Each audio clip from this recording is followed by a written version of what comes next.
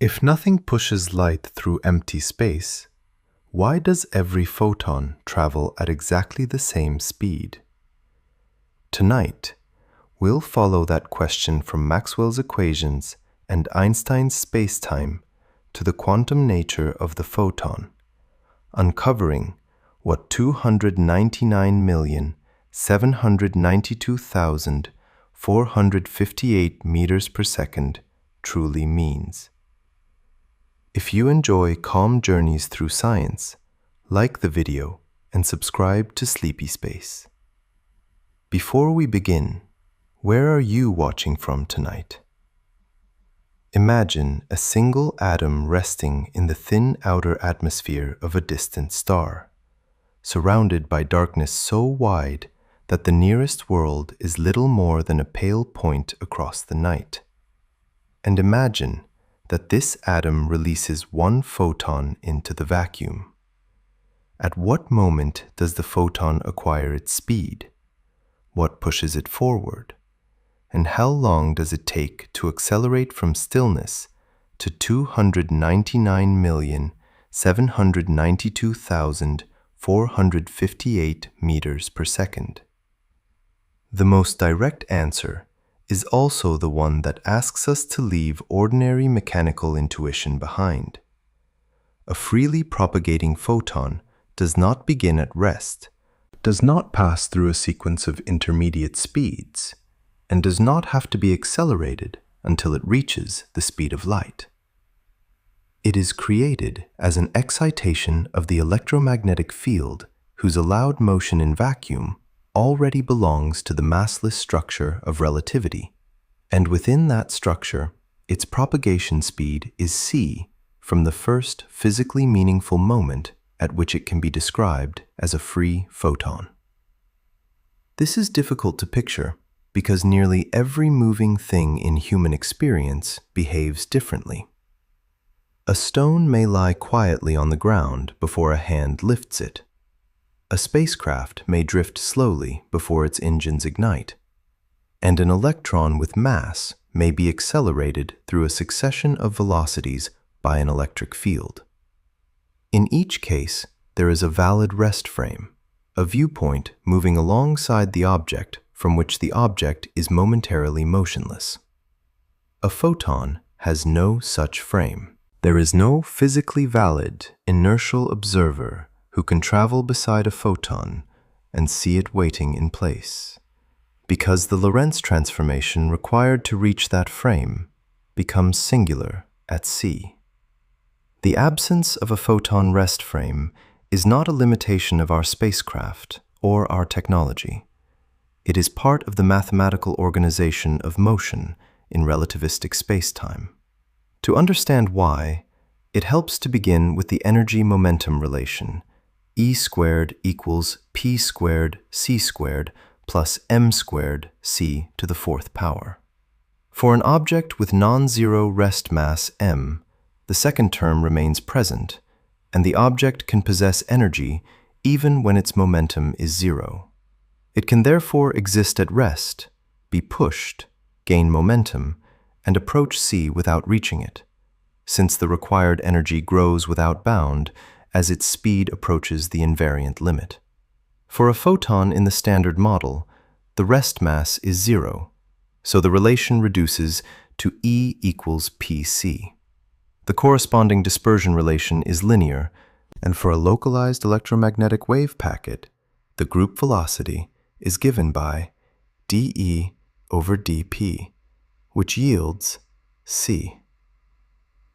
This does not mean that an invisible engine hidden inside the equation drives the photon onward. It means that once the excitation is massless and the laws are Lorentz invariant, motion along a light-like or null path is the kind of free propagation available to it. Asking what force keeps a photon moving at c is therefore rather like asking what force keeps an undisturbed massive body moving uniformly through empty space. In both cases, no continuing force is required, although the photon occupies a different class of motion from every massive object. The source that emits the photon still matters, but it determines other properties. In an atomic transition, the coupled atom field system changes from a higher energy state to a lower energy state, and the emitted radiation carries energy related to the transition. In an idealized description, the photon energy is E equals h times the frequency, while its momentum magnitude is h divided by the wavelength. The source may influence the photon's frequency, wavelength, direction, polarization, temporal profile, and probability of emission. Yet it does not assign the photon a selectable vacuum speed. A more energetic photon does not outrun a less energetic one. A gamma-ray photon may carry billions or trillions of times more energy than a radio photon. But when both propagate freely through the same local vacuum, current physics predicts that each travels at c. Their frequencies differ, their wavelengths differ, and their interactions with matter may differ dramatically, but their vacuum speed does not. This distinction reveals why the phrase, "the energy of light makes it fast," is misleading. For a massive particle, adding energy generally changes its speed as well as its momentum. For a photon, adding energy raises its frequency and momentum while preserving the relation E equals pc. So the slope of the energy-momentum curve, and therefore the propagation speed of a free wave packet, remains c. The same caution applies when the source itself is moving. Under older ballistic pictures of light, one might expect a lamp racing toward an observer to launch its light at c plus the speed of the lamp, as though photons were pellets fired from a moving vehicle. Nature does not follow that rule. Motion of the source changes the measured frequency through the relativistic Doppler effect and changes the apparent direction through aberration, but any local inertial observer measuring the freely propagating light in vacuum still obtains c. The source contributes energy and momentum in a manner consistent with relativistic conservation laws. It does not attach its own velocity to the outgoing photon through simple Newtonian addition. Even the phrase, "the instant a photon is born," requires some care, because real quantum emission is not always a perfectly sharp classical event occurring at a mathematical point. An excited atomic state has a finite lifetime. An emitted photon may be represented by a wave packet with a finite spread in frequency and position, and the interaction between matter and the electromagnetic field must conserve energy, momentum, and angular momentum across the complete process. During a strong interaction, the clean picture of an isolated photon following a definite free path may not yet apply. Once the outgoing excitation can be treated as a real, freely propagating photon in vacuum, however, there is no earlier stage in which that same free photon was moving at half of c and waiting to accelerate. The distinction between an interacting process and an asymptotic free particle prevents a subtle mistake.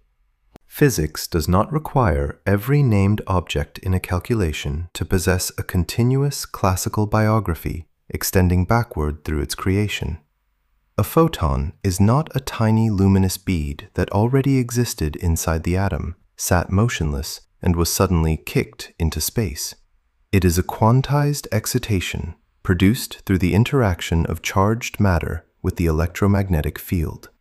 Nor should its lack of a rest frame be translated into the popular claim that from the photon's perspective, no time passes.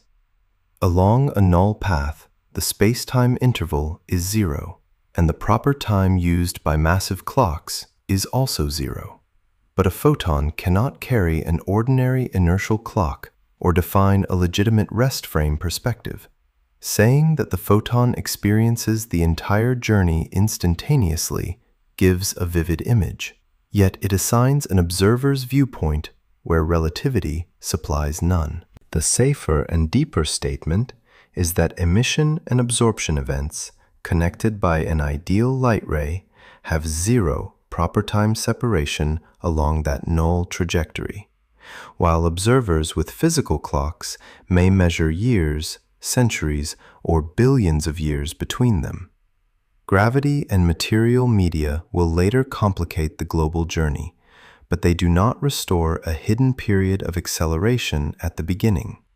In a transparent substance, an electromagnetic disturbance can propagate more slowly than c because the field interacts collectively with matter, producing a medium-dependent response. This is not evidence that an isolated photon in vacuum naturally prefers a lower speed. Near a massive body, curved spacetime can alter the path and coordinate travel time of light, while every sufficiently local, freely falling observer continues to measure the vacuum speed as c. These cases remind us that the phrase "speed of light" quietly gathers several different ideas beneath one familiar name: the local invariant speed of relativity, the phase velocity of a wave, the group velocity of a wave packet, and the effective propagation speed of energy or information through a material system. For the question before us, the relevant quantity is the local speed of a real electromagnetic excitation propagating freely in vacuum. There, c is not a terminal velocity reached after resistance has balanced a driving force, as a falling raindrop may reach terminal speed in air. Vacuum does not push against the photon until it settles into a preferred pace. Nor is c a universal speed setting selected independently by every photon.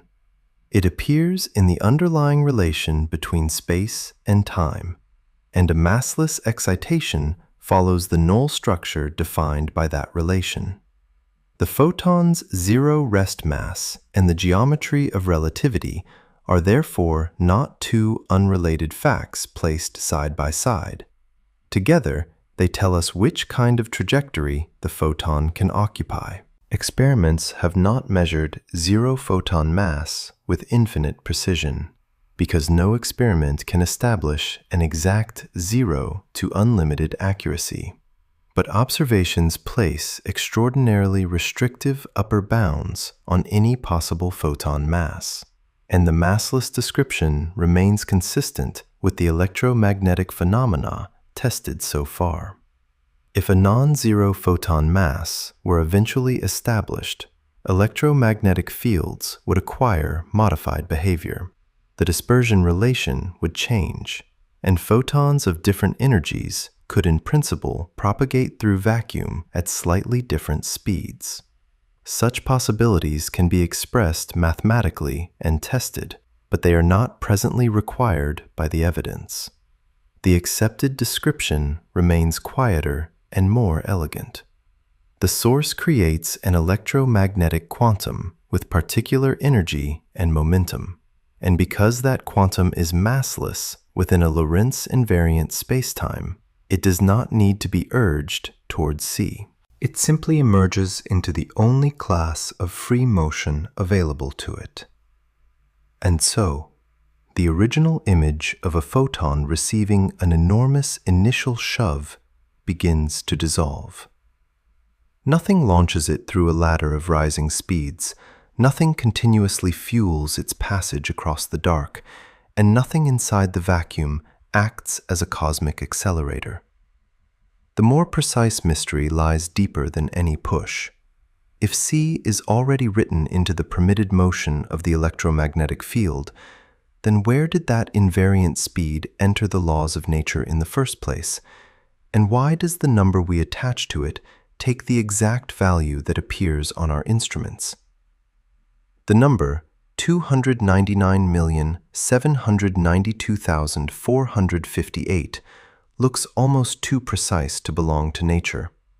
A long and uneven procession of digits that seems to invite some hidden explanation, as though the universe selected each figure deliberately and engraved it into the motion of every beam of light. Yet the meaning of this number is quieter and more human than that. Nature gives us a finite invariant speed that we call c, but meters and seconds are units created by people, shaped by the history of astronomy, geography, clocks, and increasingly careful experiments. The particular numerical value 299,792,458 therefore does not reveal why light has its speed. It reveals how the speed built into nature compares with the sizes of the meter and the second that civilization eventually chose. This distinction was impossible to see clearly when the speed of light itself remained uncertain. In the early 17th century, Galileo proposed placing observers with covered lanterns on distant hills, with one observer uncovering a lamp and the other responding as soon as its light became visible. The delay was too small to separate from human reaction time, so the experiment could establish only that light was exceedingly fast over terrestrial distances. The first persuasive evidence that its speed was finite came not from a laboratory, but from the slow clockwork of the solar system. In 1676, while studying the eclipses of Io, the innermost large moon of Jupiter, Ole Römer noticed that the predicted events appeared progressively late while Earth moved away from Jupiter, and progressively early while Earth moved closer. Io was not mysteriously changing its orbit every few months. The changing distance meant that its light required a changing amount of time to reach Earth. Römer presented the timing argument rather than a modern value in kilometers per second, and Christian Huygens soon used the available estimate of the scale of Earth's orbit to calculate a speed of roughly 220,000 kilometers per second.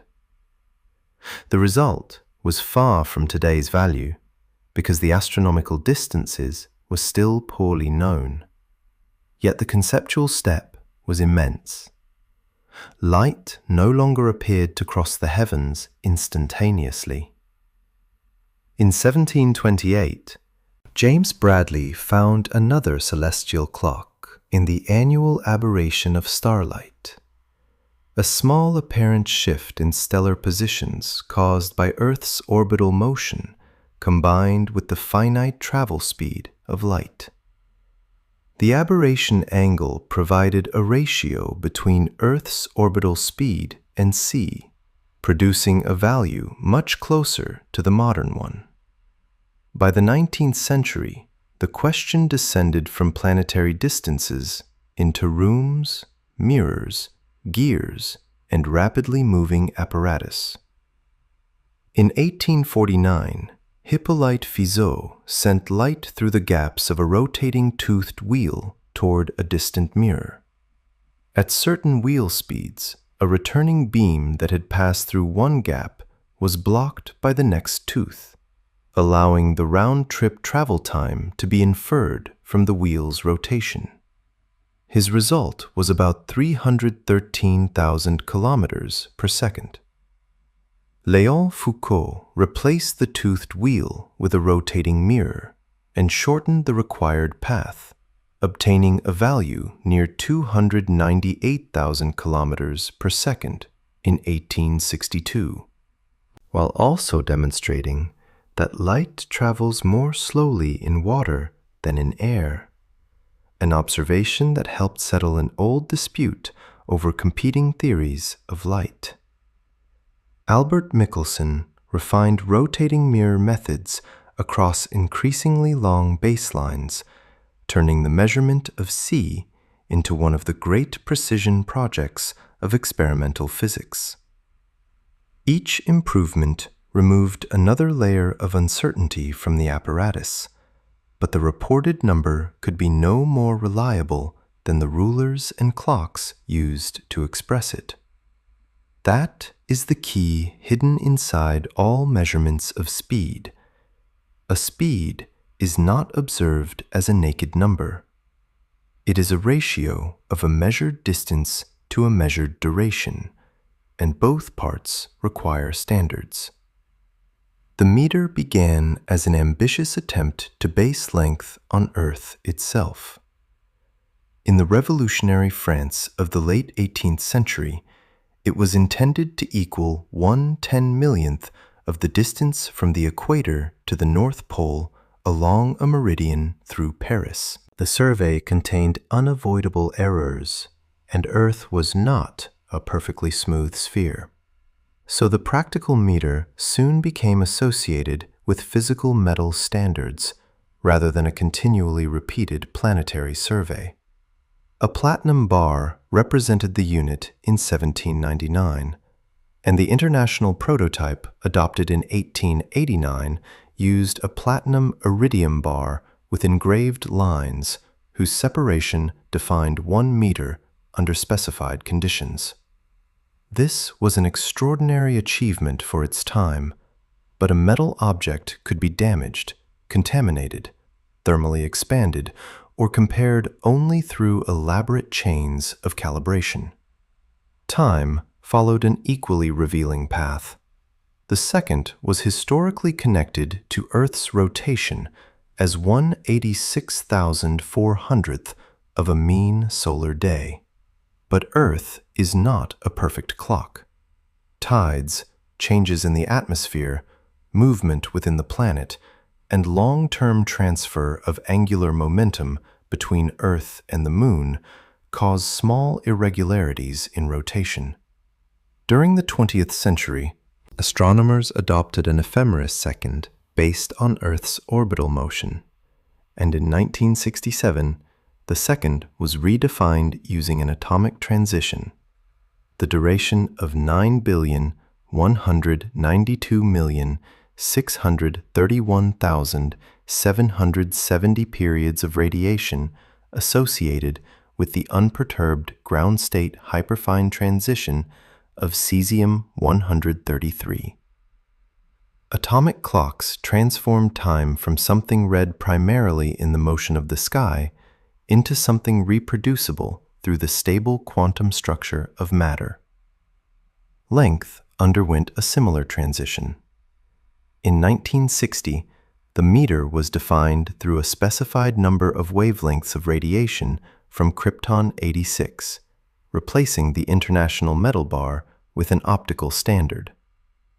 Lasers, interferometry, stabilized frequencies, and atomic clocks then allowed scientists to measure frequency with astonishing precision and connect it to wavelength through the relation C equals frequency multiplied by wavelength. By the 1970s, experiments had become so accurate that the uncertainty in C was increasingly limited by the realization of the meter rather than by the behavior of light.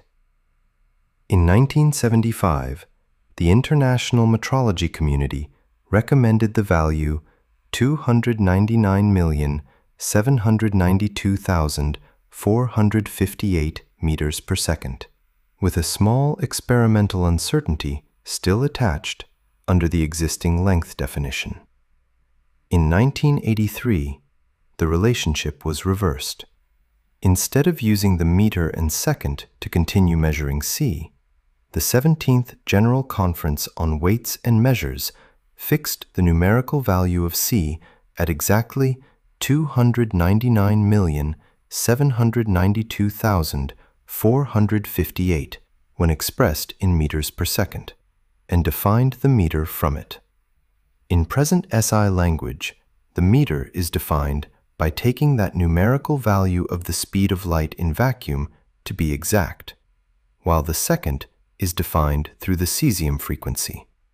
Consequently, 1 meter may be realized as the length of the path traveled by light in vacuum during 1 divided by 299,792,458 of a second. This does not mean that a committee changed the physical motion of light or declared a previously uncertain law of nature to be true by vote.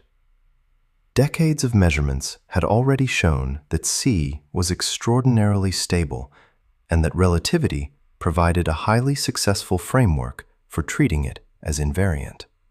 The committee instead used that well-tested constant as a permanent reference for length, choosing the exact digits to preserve continuity with the meter laboratories and industries were already using.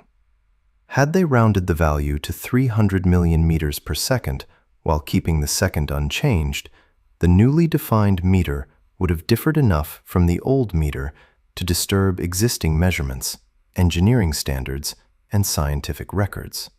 The apparently awkward digits are therefore a fossil of continuity, carrying within them the old sizes of Earth-based length and astronomical time. Even though modern measurement no longer depends directly on a metal bar or the planet's rotation. Once C was fixed, a more accurate optical experiment could no longer report a revised value for C in SI meters per second. It instead improved the physical realization of the meter, the calibration of frequencies and wavelengths, or tests of whether light obeys the expected laws under different conditions. This does not make relativity immune to experiment. Scientists can compare light traveling in different directions, examine whether photons of different energies arrive with unexplained delays, test Lorentz symmetry with precision clocks and particle experiments, and search for changes in dimensionless combinations of constants. What has become exact is the conversion factor assigned to C within the SI definition, not every theoretical statement ever made about light. The dependence on units becomes obvious if the same speed is written in other ways. In kilometers per second, it is 299,792.458. In miles per second, it is approximately 186,282. In centimeters per second, it is 29,979,245,800. Nothing about light changes as the digits change. The unit system is the language, while the physical relationships are what the language describes. Theoretical physicists often choose natural units in which C equals 1, allowing time and distance to be measured in compatible units. A year can then be paired with a light year, a second with a light second, and the coordinate CT can be treated as a length. In that language, C no longer appears as an enormous velocity, but as the conversion connecting temporal separation with spatial separation, much as a conversion factor connects inches with centimeters without generating either quantity. This is why asking why C is exactly 299,792,458 meters per second is partly like asking why a mountain has a certain height in feet rather than a different height in meters. The physically deeper question is not the choice of digits, but why the universe contains a finite invariant causal speed at all, and how that speed compares with other physical scales through dimensionless quantities that do not change when units are renamed. One such quantity is the fine structure constant, commonly written in SI as alpha equals E squared divided by 4 pi epsilon 0 h bar c. Its numerical value is dimensionless, so if it were observed to vary, no simple change of meters or seconds could erase the physical meaning of that variation, although determining which underlying dimensional parameter should be said to have changed would depend on the theoretical framework. Thus, the long number that first seemed to hold the secret slowly becomes transparent. Its exactness belongs to metrology. Its size preserves human history. and its physical importance comes from the constant it represents, rather than the decimal form in which we write it. The digits tell us how our chosen unit of distance fits beside our chosen unit of time. They do not yet tell us why electromagnetic disturbances propagate at this invariant rate. To find the next layer, we must return to the 19th century, where electricity and magnetism were being woven into a single mathematical structure, and where a speed appeared inside a set of equations before anyone fully understood that the speed belonged to light. Long before anyone spoke of photons or curved spacetime, electricity, magnetism, and light appeared to belong to separate realms of nature, each with its own instruments, its own vocabulary, and its own quiet mysteries. Static electricity could draw scraps of paper toward a charged surface. Magnets could turn a compass needle without visible contact, and light could cross a room, reflect from polished glass, or divide into colors through a prism. Yet no accepted framework showed that these effects were different movements of one underlying field. The first threads began to tighten in 1820, when Hans Christian Ørsted observed that an electric current deflected a nearby compass needle, revealing that moving electric charge was inseparable from magnetism. André-Marie Ampère developed mathematical laws relating currents to magnetic effects, and in 1831, Michael Faraday discovered electromagnetic induction, showing that a changing magnetic environment could produce an electric current. Faraday thought in terms of lines of force filling space, a physical picture that many mathematically trained contemporaries regarded with suspicion, because the dominant tradition preferred forces acting directly across empty distance.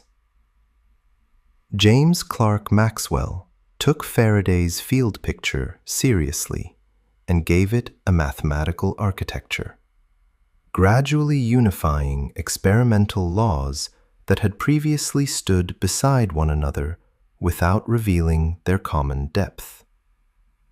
In the compact vector notation developed after Maxwell's own work, the classical theory can be written as 4 equations.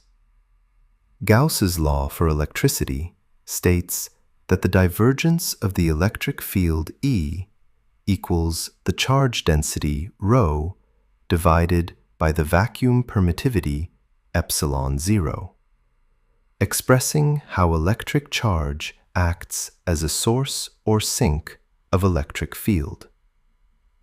Gauss's law for magnetism states that the divergence of B is 0, consistent with the absence of observed isolated magnetic monopoles in classical electromagnetism, and implying that magnetic field lines do not begin or end as electric field lines can. Faraday's induction law states that the curl of E equals minus the time derivative of B, describing how a changing magnetic field is associated with a circulating electric field. The final relation, the Ampère-Maxwell law, states that the curl of B equals μ0 times the electric current density, J, plus μ0 epsilon 0 times the time derivative of E.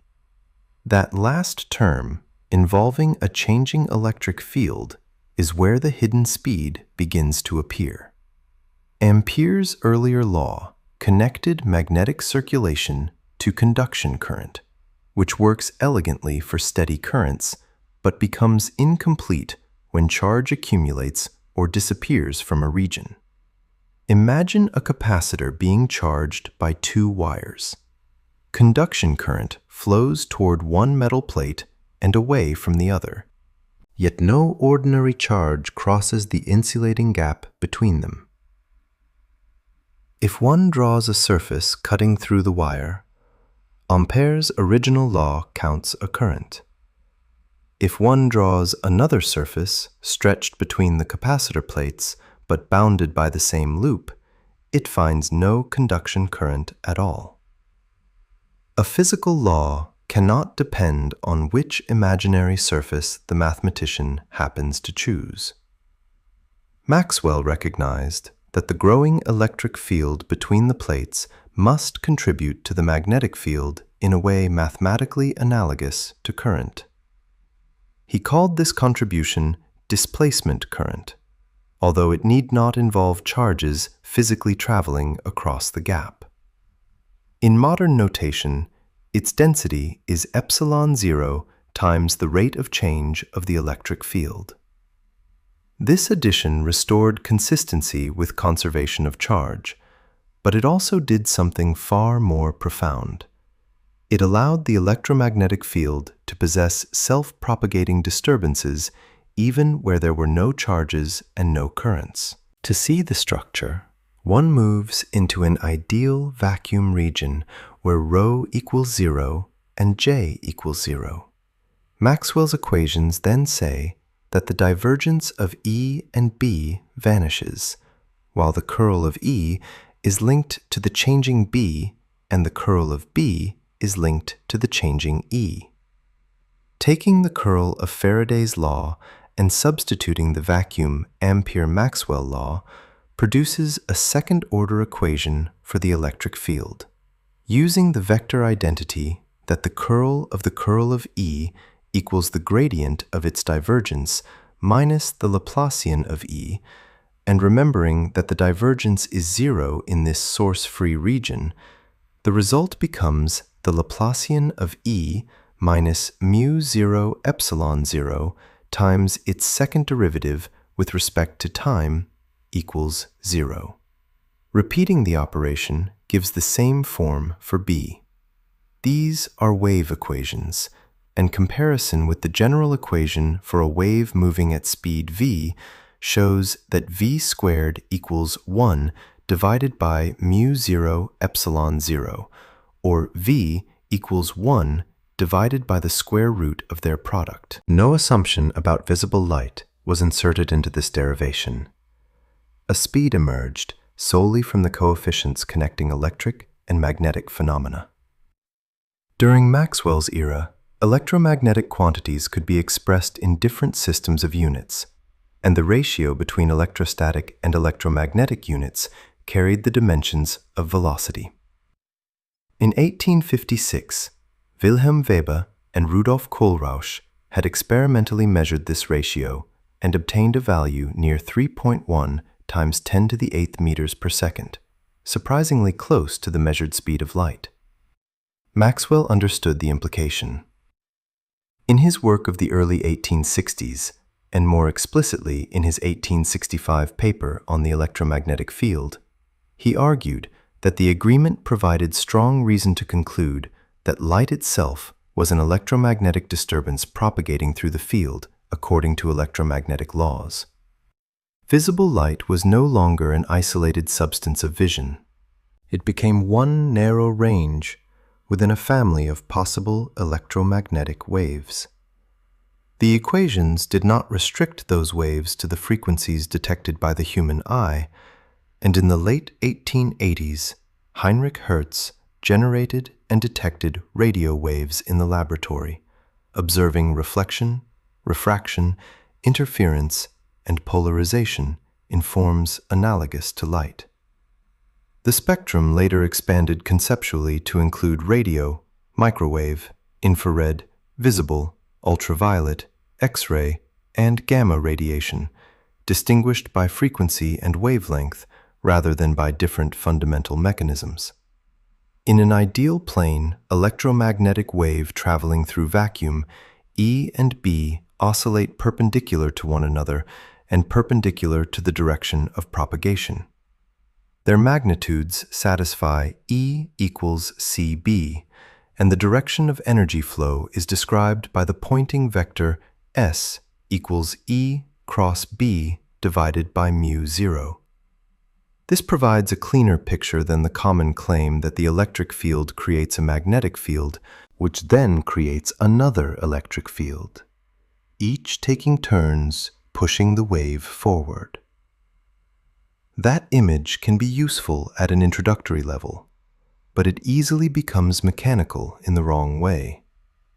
The electric and magnetic components are not two independent machines passing energy back and forth down a line.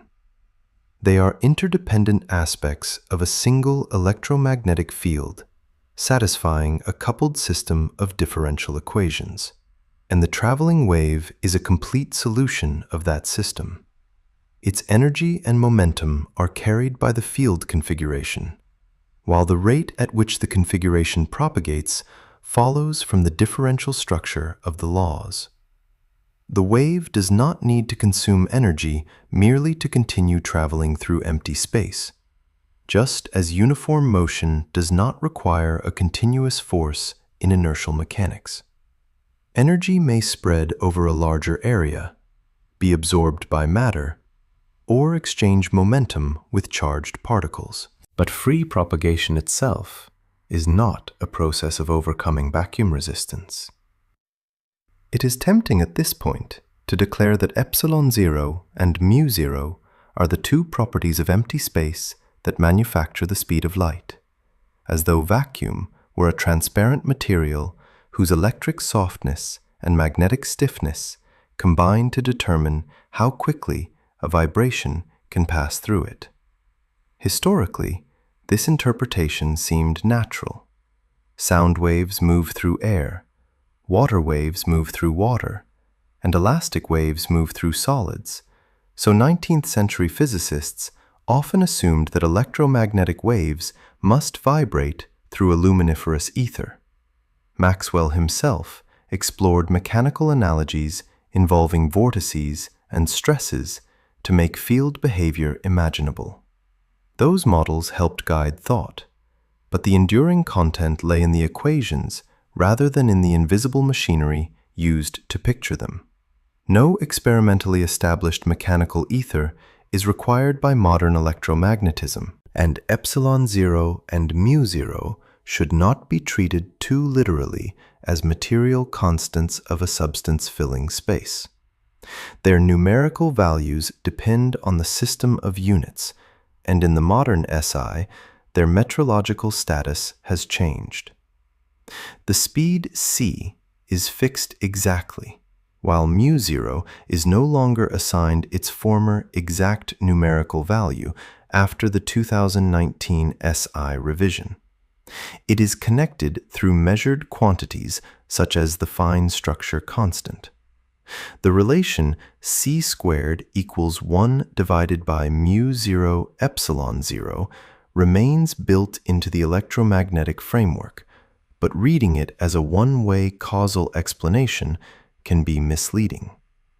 One may solve it for c, for epsilon zero, or for mu zero, and the choice of which symbol stands alone does not determine which physical concept causes the others.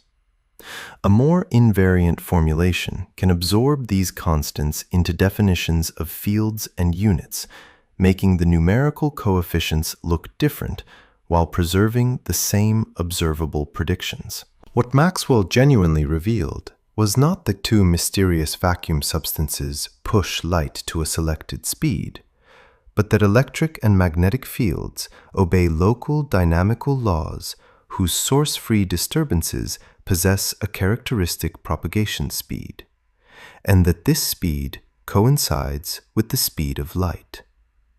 Yet his theory also introduced the tension that classical mechanics could not quietly contain. The ordinary Galilean transformation between observers moving at constant relative velocity does not preserve the form of Maxwell's equations, and simple velocity addition seems to predict that different observers should measure different speeds for the same electromagnetic wave. An ether could have supplied a preferred frame in which the equations took their natural form, but attempts to detect the expected motion relative to such a medium failed to establish the simple ether wind envisioned by classical models. The eventual resolution would not come from adjusting the speed hidden in Maxwell's equations, or finding a subtler mechanical substance to carry the wave. It would require changing the relationship between space, time, and simultaneity themselves, until the speed emerging from electromagnetism became the same invariant boundary for every, and the mystery moved from the behavior of light into the geometry of the universe. Picture two silent spacecraft passing one another far beyond the planets, where no nearby star provides a preferred direction, and the darkness offers no visible marker of rest. One spacecraft sends a pulse of light forward at the moment the other glides alongside it. To the crew who released the pulse, the light moves away at c, but the second spacecraft is already traveling rapidly in the same direction. So ordinary intuition suggests that its crew should see the pulse pulling ahead more slowly. If the second craft moves at half the speed of light, the familiar rule inherited from everyday motion seems to demand an answer of c minus 1/2 c, leaving the beam with only half its original speed.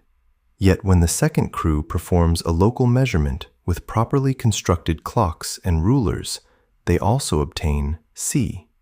The result is not produced by an adjustment inside the light, nor by an error in either set of instruments. It occurs because the simple rule used to subtract velocities quietly assumes that all observers share the same time and the same definition of simultaneity. And those assumptions cease to describe nature accurately when relative speeds become large. In Newtonian mechanics, two inertial coordinate systems moving at constant relative velocity v are connected by the Galilean transformation x prime equals x minus vt, while t prime equals t. The second equation carries the deepest assumption: time is universal, flowing identically for every observer regardless of motion. If an object has position x changing at velocity u, differentiation gives u prime equals u minus v. This works beautifully for ships, falling objects, sound measured relative to air, and almost every motion encountered at human speeds. If one train moves east at 70 miles per hour and another moves east at 50, a passenger on the slower train sees the faster one gaining at 20 miles per hour.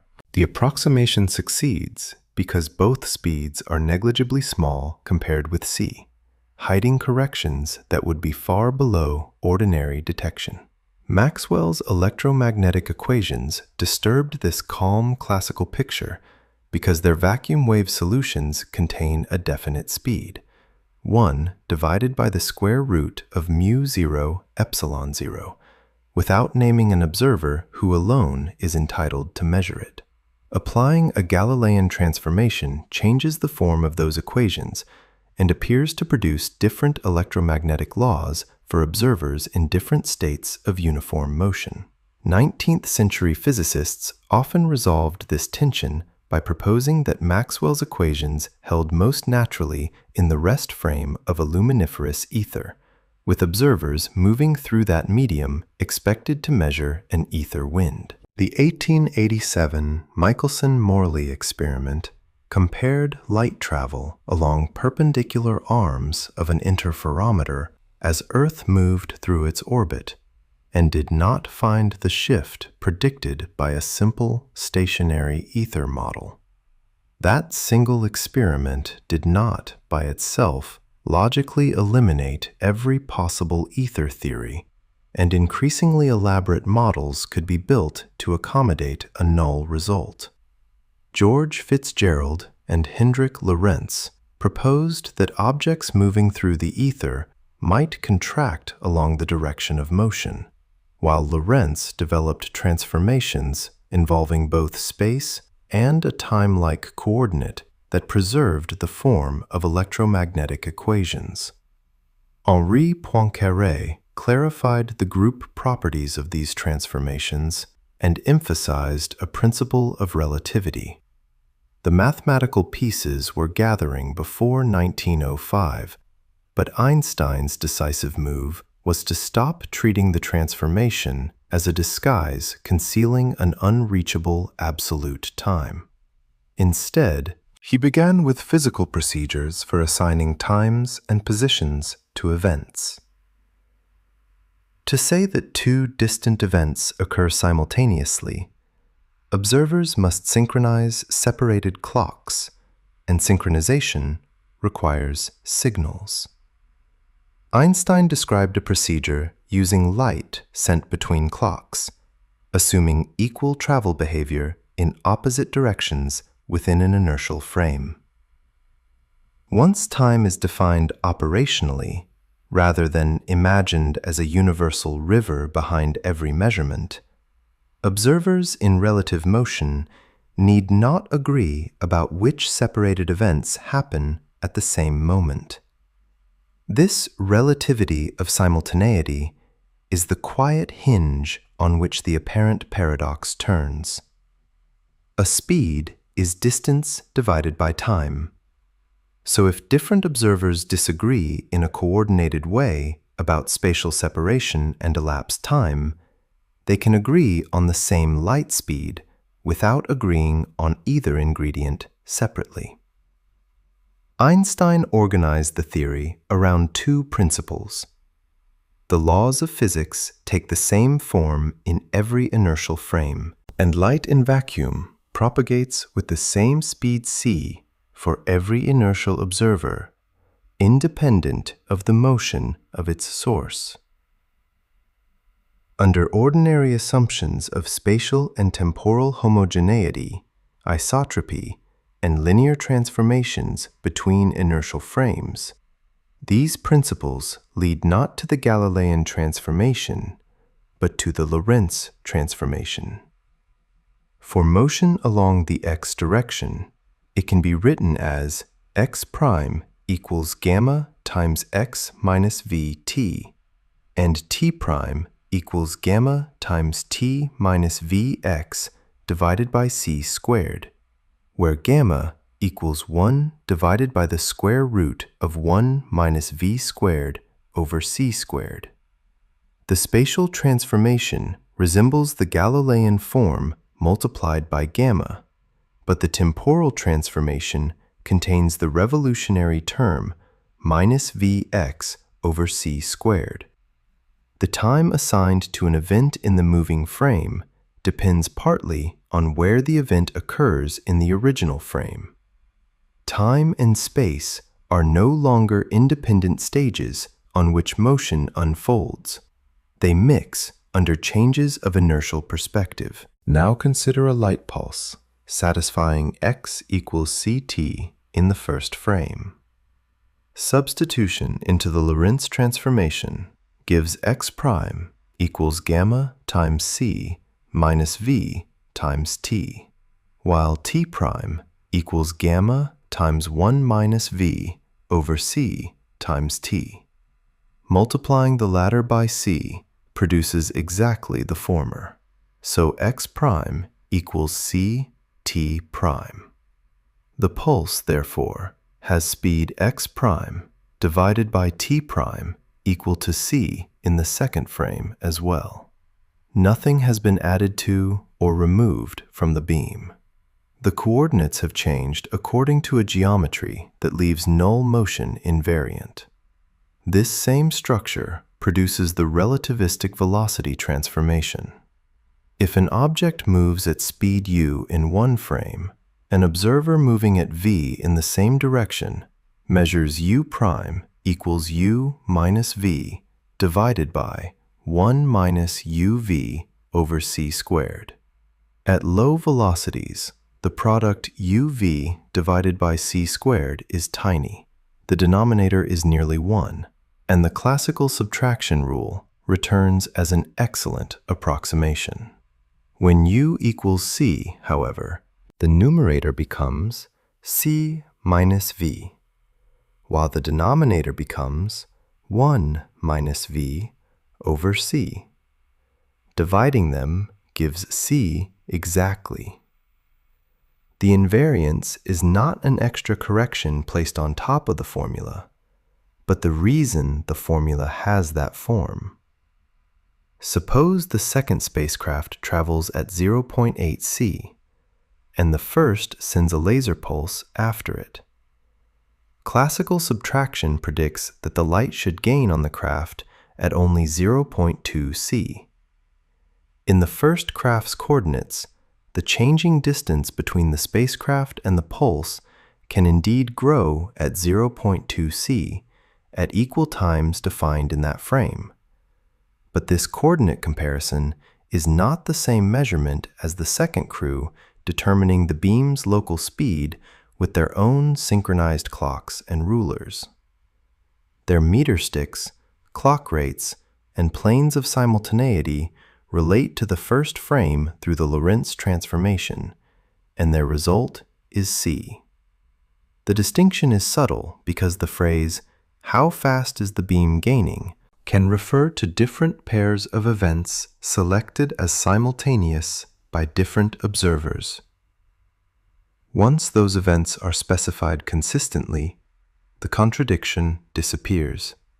Time dilation, length contraction, and relativity of simultaneity are not three unrelated mechanisms competing to rescue light speed.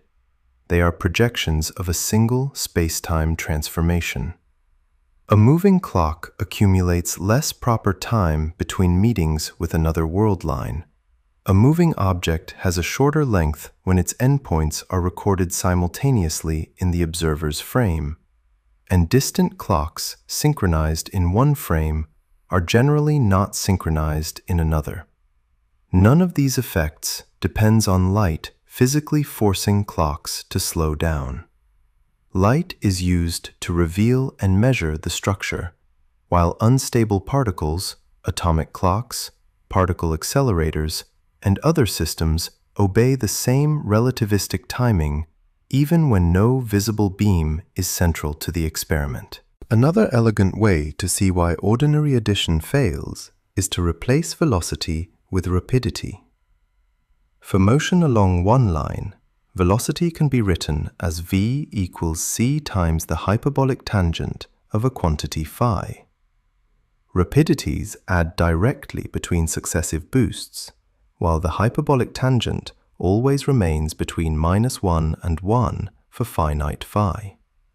Velocities can therefore combine without crossing c, and the familiar relativistic addition formula emerges from the addition rule for hyperbolic functions.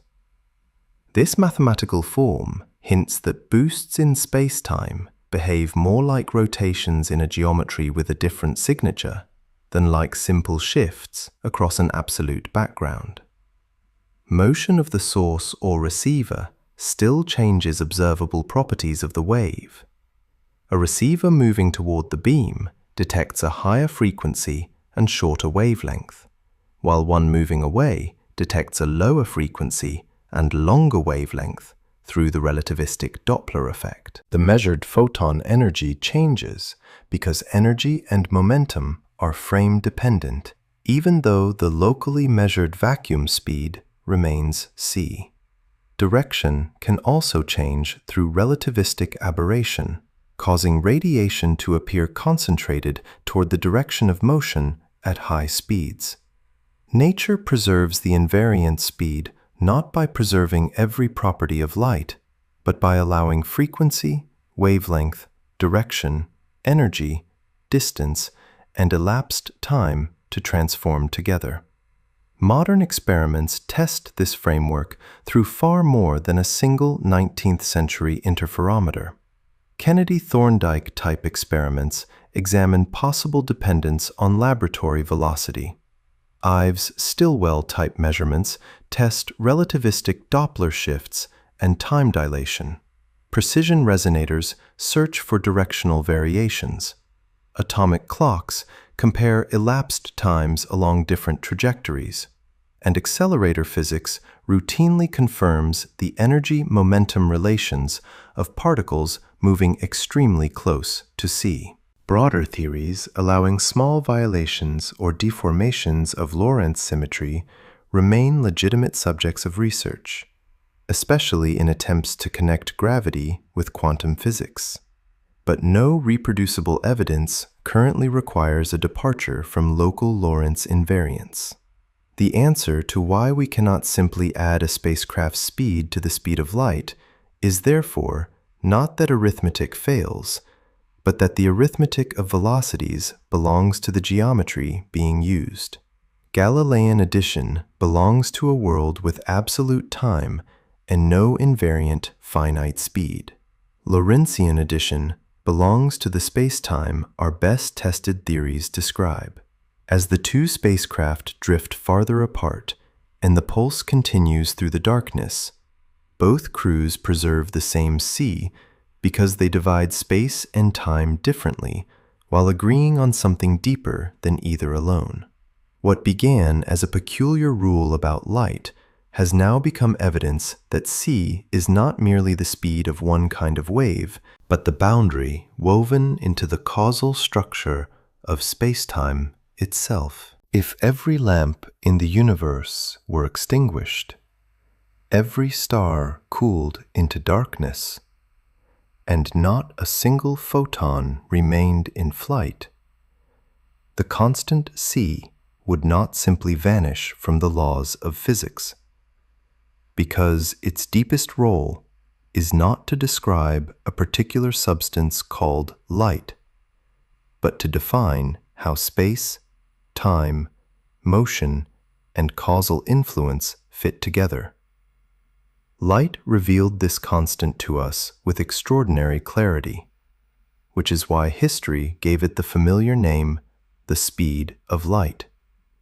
Yet relativity shows that c is more accurately understood as the invariant speed built into the local geometry of spacetime. This change in meaning became especially clear after Hermann Minkowski reformulated special relativity in 1908 as the geometry of a four-dimensional continuum. Instead of treating an object as occupying a succession of positions in a universal time, Minkowski described physical reality through events, each identified by one temporal coordinate and three spatial coordinates. A flash from an atom, the arrival of that flash at a telescope, the collision of two particles, and the reading of a clock are all events, points in spacetime, rather than objects floating separately in space and time. Different inertial observers assign different spatial distances and time intervals between two events, but they agree on a combined quantity called the space-time interval. With one common sign convention, it is written as ds squared equals c squared dt squared minus dx squared minus dy squared minus dz squared. The individual pieces change under Lorentz transformations, yet the completed interval remains invariant, much as the distance between 2 points in ordinary space remains unchanged when an observer rotates a coordinate grid. The resemblance to Euclidean geometry is useful but incomplete, because time enters with the opposite sign from the spatial dimensions, giving spacetime a Lorentzian rather than Euclidean structure. The constant c appears here as a conversion between temporal and spatial units, allowing a duration, such as 1 second, to be compared geometrically with a distance, such as 1 light second. Once events are arranged by the sign of their interval, the causal architecture of the universe begins to appear. If c squared dt squared is greater than the squared spatial separation, the interval is time-like. A material object moving below c can travel from the earlier event to the later one and there exists an inertial frame in which the two events occur at the same location, but at different times. If the temporal and spatial terms are exactly equal, the interval is null, or light-like. A massless excitation can connect the events, and all inertial observers agree that the connecting influence moves at c, even though they assign different distances and durations to the journey. If the spatial separation is larger than c times the temporal separation, the interval is space-like. No signal restricted to the standard relativistic causal cone can pass between the events, and there exists a frame in which they occur simultaneously, as well as other frames that reverse their temporal order. These three classes are not changed by an observer's uniform motion. Lorentz transformations may tilt coordinate axes and alter measured durations, but they cannot turn a time-like interval into a space-like one, or move a null trajectory away from the boundary. That boundary is visualized as the light cone. From any event, future directed light rays trace the surface of a cone in a space-time diagram, while massive objects and slower signals remain inside it. Events outside the cone are too far away in space to be reached from the original event without exceeding the invariant speed. The name light cone again reflects the messenger through which the structure was first understood, but causal cone reveals its broader meaning. It separates the events that may be influenced from those that cannot yet be reached under the established local laws. A massive observer follows a time-like world line through the interior of the cone and carries a clock whose elapsed proper time satisfies d tau squared equals dt squared minus the squared spatial displacement divided by c squared. Proper time is the time actually accumulated along that observer's path, and it is invariant even though coordinate times differ between frames. Along an ideal null path, the corresponding interval and proper time are zero, not because a photon possesses an ordinary frozen clock, but because null geometry belongs to a different class from the time-like geometry of physical clocks. For a hypothetical path outside the cone, the interval is space-like and cannot represent the world line of an ordinary massive observer. This geometric classification explains the asymmetry between massive and massless motion without imagining C as a wall in space. A massive particle has 4 momentum whose invariant magnitude is tied to its rest mass, giving the relation e squared minus p squared c squared equals m squared c to the 4th. Its world line is time-like, and changing its velocity changes how that world line tilts inside the cone. Its energy is E equals gamma m c squared, and its momentum is gamma mv, where gamma grows as velocity approaches c. The kinetic energy, gamma minus 1 times mc squared, therefore increases without limit as v approaches c within special relativity. No finite sequence of ordinary accelerations can rotate a massive world line exactly onto the null boundary. This is not because the particle becomes heavier in a simple material sense or encounters increasing friction from empty space. Its invariant mass remains the same, while its energy and momentum grow according to Lorentzian geometry. A massless excitation occupies the boundary rather than the interior. Its energy-momentum 4 vector is null, satisfying E squared minus P squared C squared equals 0. So its free propagation follows the invariant speed. Giving such an excitation a different subluminal velocity would require changing its invariant classification, not merely easing off an accelerator. This is why C applies beyond visible light.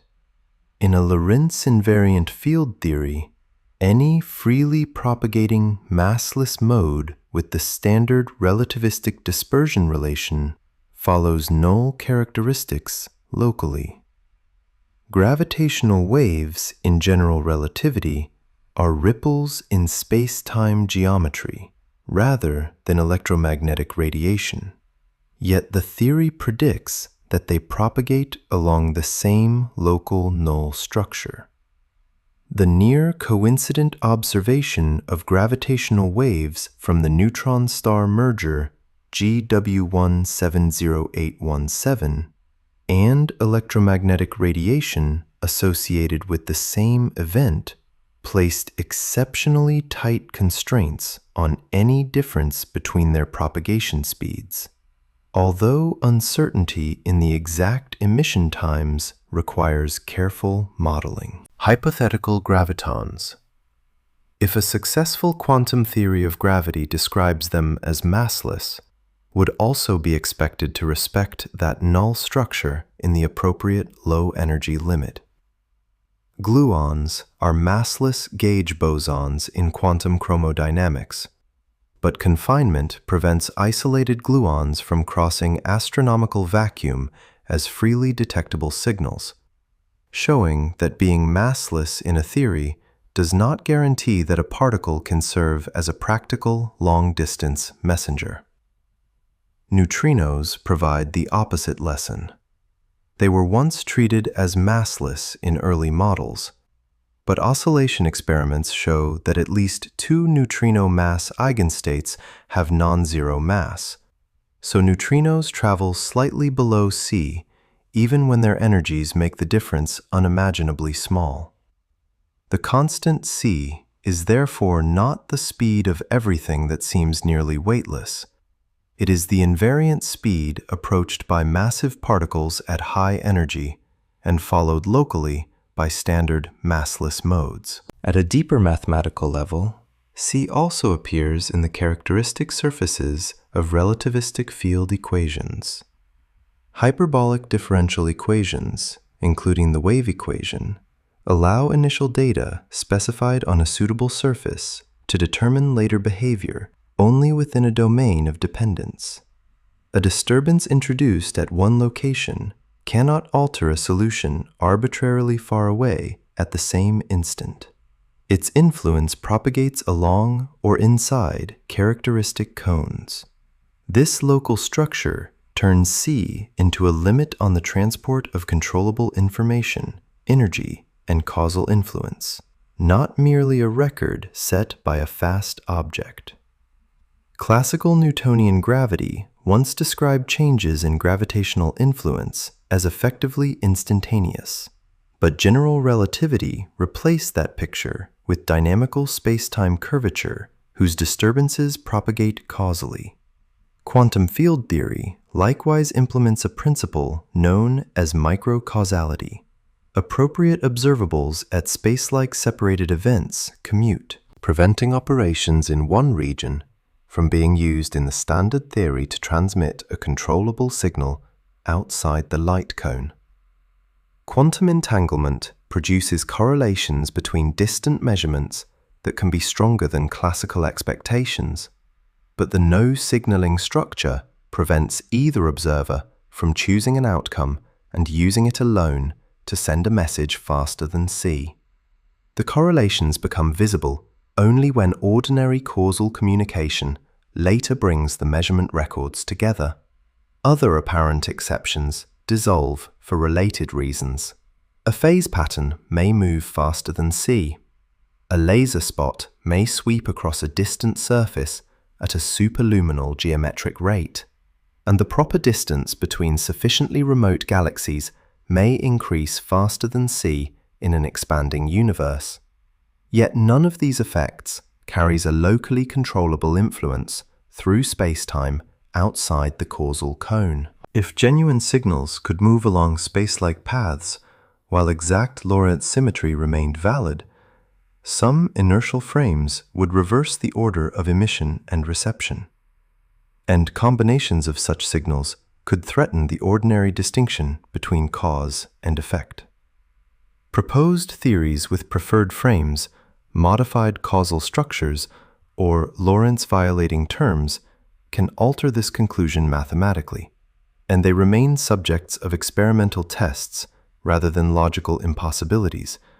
But present evidence supports local Lorentz invariance with remarkable precision. The contrast becomes especially clear in the formal limit where C is allowed to grow without bound. The light cone opens wider and wider until its sides become almost horizontal in a spacetime diagram. Relativistic corrections fade, and Galilean spacetime with absolute simultaneity emerges as an approximation. In such a world, there would be no finite invariant boundary linking distance to duration. An instantaneous influence could fit naturally into the geometry. Our universe, instead, appears to possess a finite conversion scale between space and time, and that single fact shapes time dilation, energy, momentum, causality, and the maximum rate at which new information can move locally. Light did not create this architecture. It traces the architecture with unusual purity.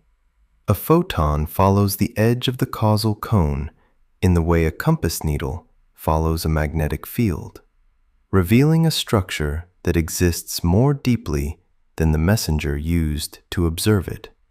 The remaining question is therefore no longer why light alone has been granted a special speed, but why the electromagnetic field contains a massless quantum whose permitted motion lies exactly on that universal null boundary. A question that carries us from the geometry of spacetime into the quieter and stranger language of quantum fields. At the deepest level presently reached by established particle physics, a beam of light is neither a stream of miniature classical bullets, nor merely a continuous ripple painted across empty space, but an excitation of a quantum field whose presence extends through every region where electromagnetic phenomena can occur. This description arrived slowly. In 1900, Max Planck found that the thermal spectrum emitted by an idealized hot cavity could be reproduced if exchanges of energy occurred in discrete amounts proportional to frequency, E equals h nu. Planck initially treated quantization cautiously as part of the emission and absorption process, but in 1905, Einstein proposed that light itself sometimes behaved as if its energy were localized in individual quanta. The photoelectric effect gave the idea a sharp experimental setting. Light below a threshold frequency could fail to eject electrons from a material no matter how intense it became, while higher frequency light transferred energy according to its frequency, rather than simply according to the total brightness of the beam. Arthur Compton's 1923 scattering experiments then showed that X-rays exchange energy and momentum with electrons in a manner resembling collisions with particles carrying momentum h divided by wavelength. The word photon, introduced into physics in 1926 by Gilbert Lewis, eventually came to name these electromagnetic quanta, although Lewis's original concept differed from the modern one. Quantum electrodynamics would later place the photon inside a more complete framework in which fields are fundamental and particles are the countable excitations detected when those fields exchange energy and momentum with matter. A classical electromagnetic wave can be decomposed into modes labeled by wave vector and polarization, and when the field is quantized, each mode behaves mathematically like a quantum harmonic oscillator. Creation operators raise the excitation number of a mode. Annihilation operators lower it, and a one-photon state represents one quantum of excitation rather than a tiny object carved out of a continuous material. This is why a photon may produce a localized detection event, while the quantum state used to predict that event can be spread across a broad region. The detection deposits an indivisible packet of energy in the relevant interaction, but the theory does not generally assign the photon a perfectly definite classical trajectory between emission and absorption. Photon localization is more subtle than the localization of a non-relativistic massive particle, and there is no universally useful photon position operator with all the simple properties of the Schrödinger position operator.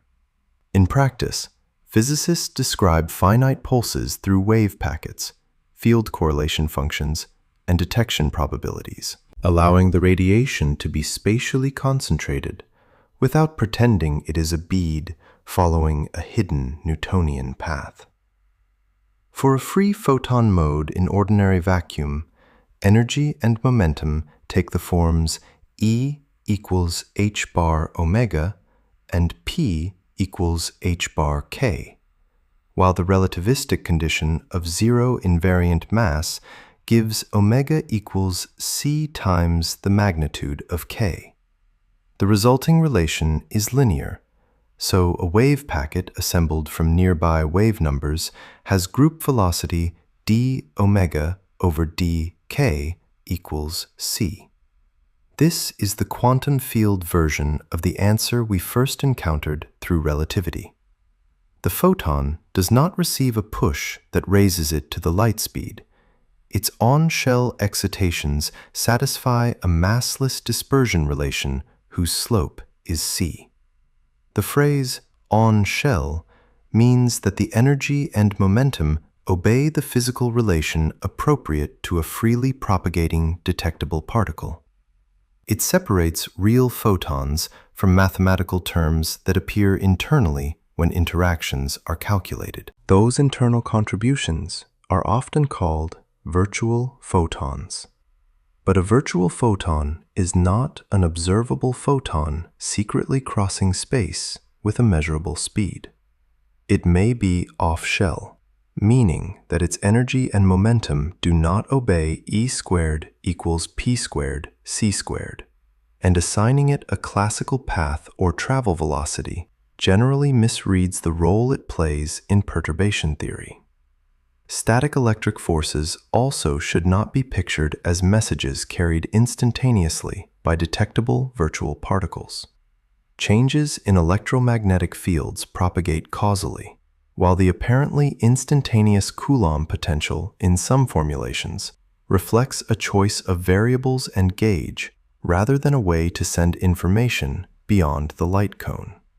The masslessness of the physical photon is closely connected to the symmetry structure of electromagnetism. Classical electromagnetism can be expressed through a four-potential A mu, from which the electric and magnetic fields are obtained. Different potentials related by A mu becoming A mu plus the derivative of an arbitrary scalar function chi describe the same observable electromagnetic field. This gauge freedom is not an ordinary physical motion that changes one state into another. It is a redundancy in description, multiple mathematical labels for the same physical configuration. In quantum electrodynamics, the phase of a charged matter field may be changed independently from point to point if the electromagnetic potential transforms along with it. This local U1 gauge structure determines how charged particles couple to the photon and is deeply related to conservation of electric charge through Noether's theorem and the consistency identities of the field theory. A straightforward photon mass term of the Procca form proportional to m gamma squared A mu A superscript mu would not remain invariant under the simple electromagnetic gauge transformation. It would also change the number of physical polarization states. A massive spin 1 particle has three physical polarizations, including a longitudinal mode, whereas a free photon has two transverse helicity states, conventionally labeled +1 and -1. The gauge redundancy removes unphysical components of the four potential from measurable predictions, leaving those two helicities. It is common to summarize all this by saying that gauge symmetry forces the photon to be massless, but the careful statement is more specific. Gauge theories can contain massive vector particles if mass arises through a mechanism that preserves the consistency of the underlying theory, as occurs through the Higgs mechanism, or, in other constructions, through a Stuckelberg field. In the Standard Model, the electroweak interaction begins with a larger gauge symmetry, and the Higgs field's non-zero vacuum value breaks part of that symmetry. The W and Z bosons acquire mass, while one unbroken U1 electromagnetic symmetry remains. The corresponding gauge boson is the photon, and it stays massless within the Standard Model. Thus, the photon's masslessness is not an isolated numerical coincidence placed into the theory by hand. It reflects the surviving pattern of electroweak symmetry. Still, this explanation has a boundary. The Standard Model tells us how the photon remains massless given its fields, symmetries, and Higgs structure, but it does not yet explain why nature ultimately selected this gauge group, this matter content, or this pattern of symmetry breaking, rather than another mathematically possible arrangement. Masslessness should also never be confused with the absence of physical effect. A photon has no rest mass, but it carries energy, linear momentum, and angular momentum. Light exerts radiation pressure, transfers recoil to atoms, drives the tails of comets, pushes carefully designed solar sails, and contributes to the gravitational source described by stress energy in general relativity. A sealed box containing radiation has more total energy and therefore more invariant mass than the same box after that energy has been removed, even though each photon inside is individually massless. This distinction between the mass of a component and the invariant mass of an entire system is essential. Two photons moving in opposite directions can form a system with zero total momentum and positive invariant mass, despite neither photon possessing a rest frame alone. The vacuum through which photons move is likewise not a featureless classical emptiness. In quantum field theory, the vacuum is the lowest energy state of the interacting fields, not the absence of fields themselves. It supports fluctuations and allows virtual charged particle contributions to modify electromagnetic processes, an effect known as vacuum polarization. These quantum corrections make the effective electromagnetic coupling depend on the scale at which it is measured, and contribute to phenomena such as the Lamb shift and the anomalous magnetic moment of charged particles. Yet the ordinary Lorentz invariant vacuum does not act like glass that slows photons by providing a preferred rest medium. Gauge symmetry and the structure of quantum electrodynamics keep the physical photon pole at zero mass, while Lorentz invariance gives it standard on-shell dispersion relation. Specialized backgrounds, including strong external fields, boundaries, thermal states, plasmas, or curved spacetime, can alter effective propagation and require more careful language. But those situations introduce additional physical structure absent from an ideal vacuum. Experimental searches continue to test whether the photon might possess an extremely small, non-zero mass. If it did, the consequences would reach far beyond a tiny reduction in speed. The electrostatic potential would change from the long-range inverse distance form toward a Yukawa-like form, containing an exponential suppression over the photon's Compton wavelength. Magnetic fields would acquire modified large-scale behavior. A longitudinal photon polarization would become physically possible, and the vacuum speed would depend slightly on energy according to V equals pc squared divided by E. Low-energy photons would generally show the larger fractional deviation from C, while high-energy photons would approach C more closely. Laboratory measurements, planetary magnetic observations, astrophysical fields, and arrival time studies all place strong but model-dependent upper limits on such a mass, and no confirmed observation presently requires it. Because experiments have finite precision, and some limits depend on assumptions about distant fields or source behavior, science properly reports upper bounds, rather than claiming that measurement alone has proved an exact zero. The exact masslessness belongs to the successful theoretical structure of the Standard Model, while observation has repeatedly narrowed the space in which alternatives could hide. We can now answer one layer of the original question with greater precision than classical imagery allowed. Light travels at c in vacuum because the detectable photon is the massless excitation of the unbroken electromagnetic gauge field, and its quantum dispersion relation places it on the null structure of spacetime. The source supplies energy, momentum, polarization, and coherence. The Higgs structure leaves the photon without rest mass. Lorentzian geometry supplies the invariant causal cone, and together these ingredients allow no lower free vacuum speed for an on-shell photon. Yet the serenity of this answer belongs only to empty space.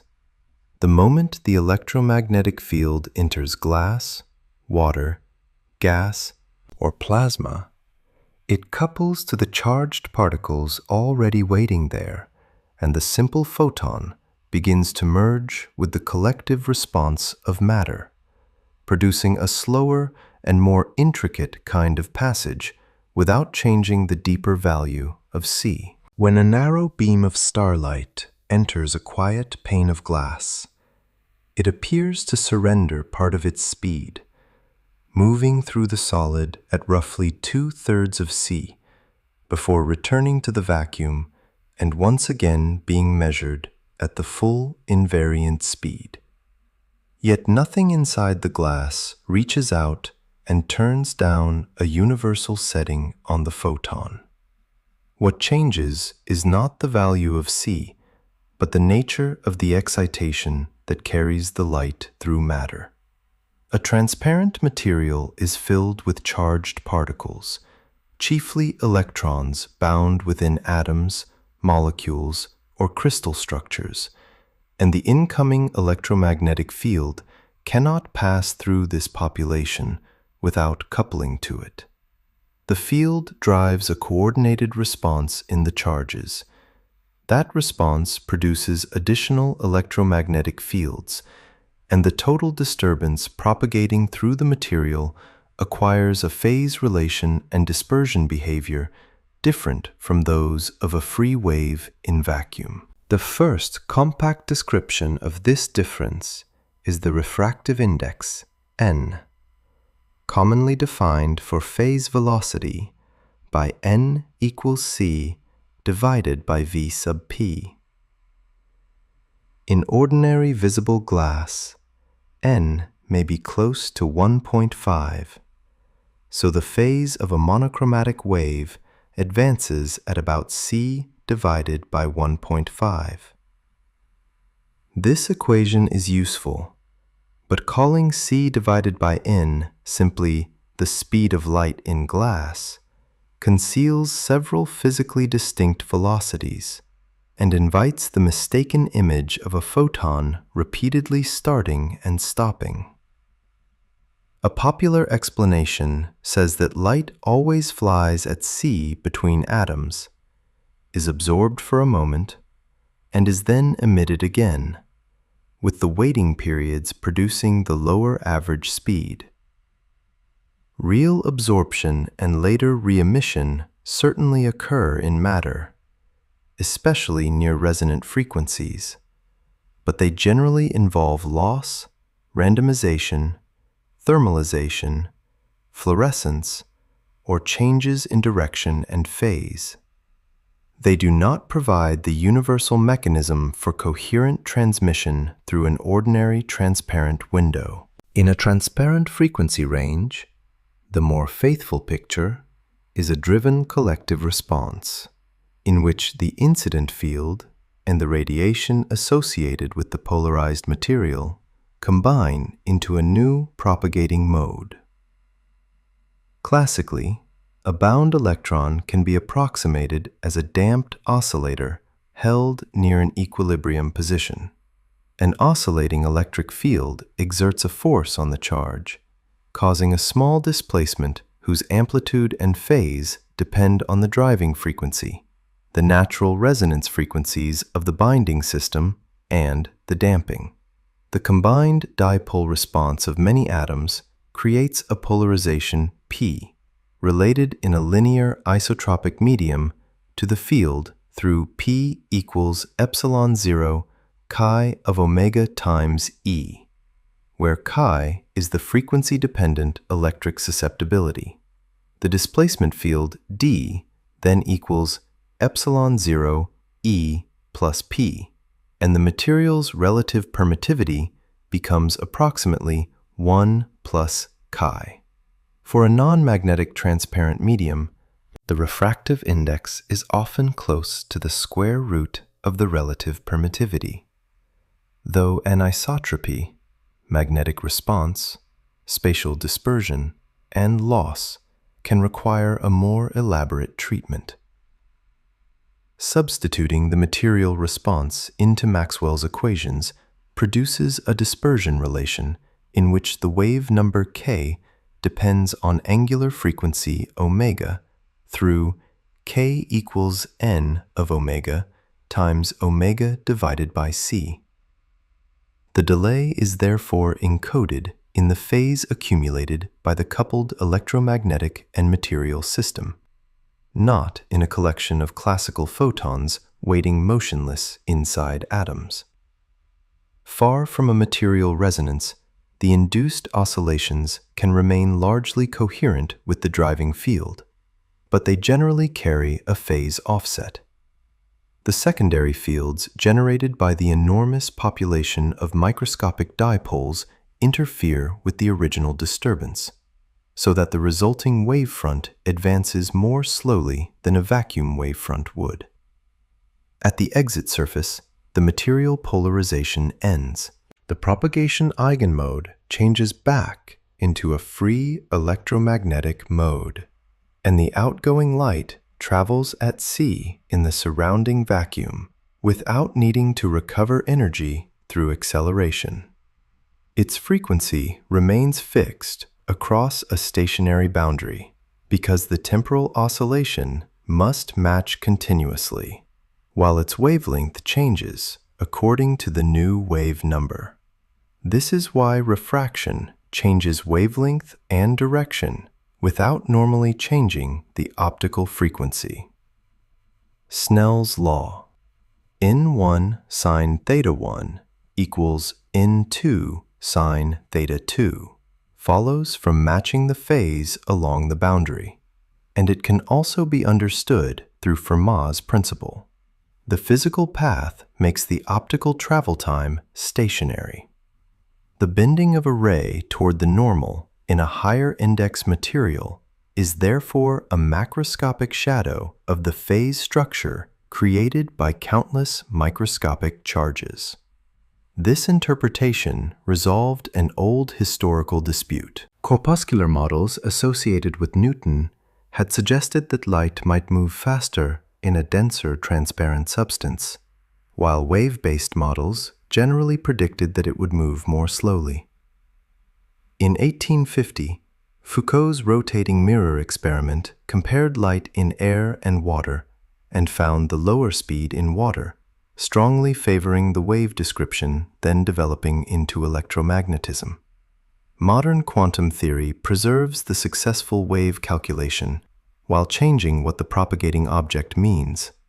Inside matter, the useful excitation may be a polariton, a quasiparticle formed by the coupling of the electromagnetic field to material excitations such as electronic polarization, lattice vibrations, or other collective modes. It is neither a bare vacuum photon nor a purely mechanical oscillation of matter. Its energy is shared dynamically between field and medium, and its dispersion relation can differ strongly from E equals pc. Saying that the photon slows down remains convenient shorthand when discussing a measured pulse.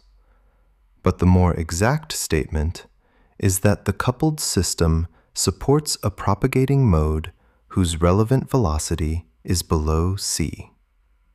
This also explains why the delay can vary sharply with frequency. The phase velocity, v sub p, equals omega divided by k, which in a simple medium becomes c divided by n.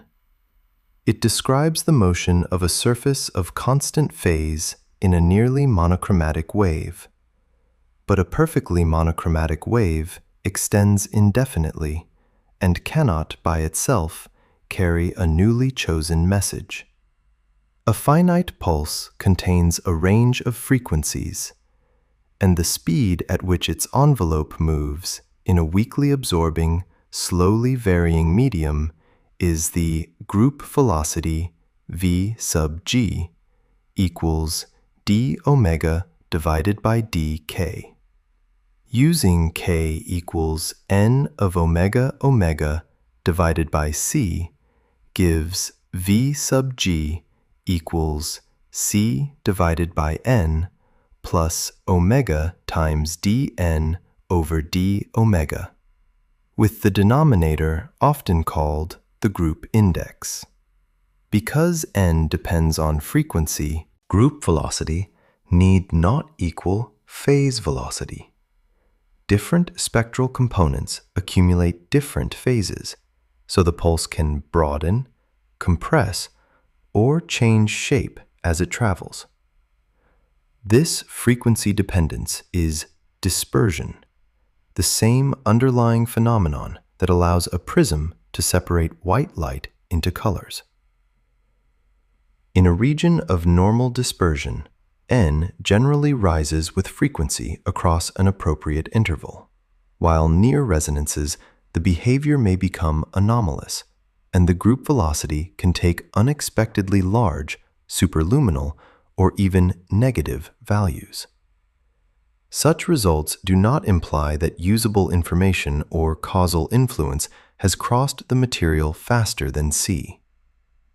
Near strong dispersion, the medium reshapes the pulse by preferentially absorbing, delaying, and rephasing different frequency components, so the peak emerging from the material need not correspond to the same portion of the incoming waveform.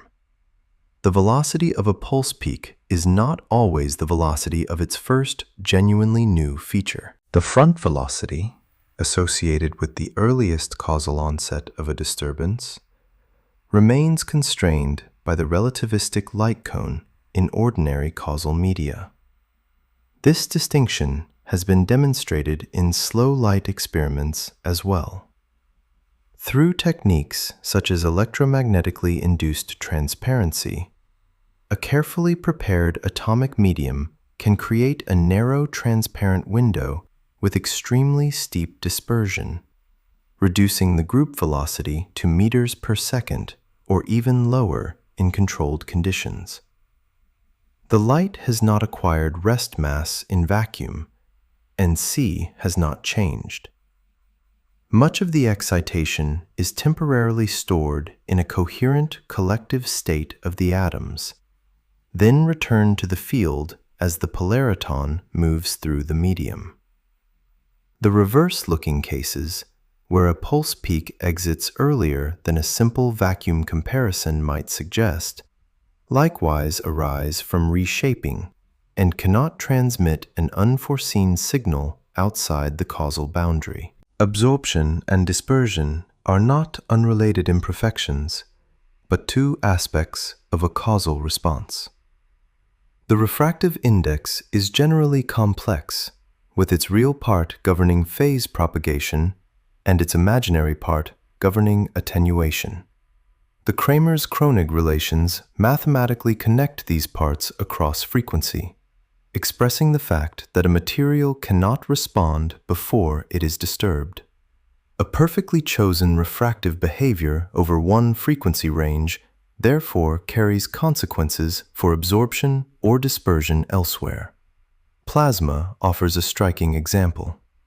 Above its plasma frequency, an electromagnetic wave may have a phase velocity greater than c because its refractive index can be less than 1, while its group velocity remains below c in the simple collisionless model. Below the plasma frequency, the wave may fail to propagate through the bulk and instead decay exponentially. Phase velocity exceeding c causes no conflict because a phase crest alone is not a controllable signal. A charged particle can also move through a transparent medium faster than the local phase velocity of light, while remaining slower than c, producing Cherenkov radiation in a luminous cone, analogous to a sonic boom.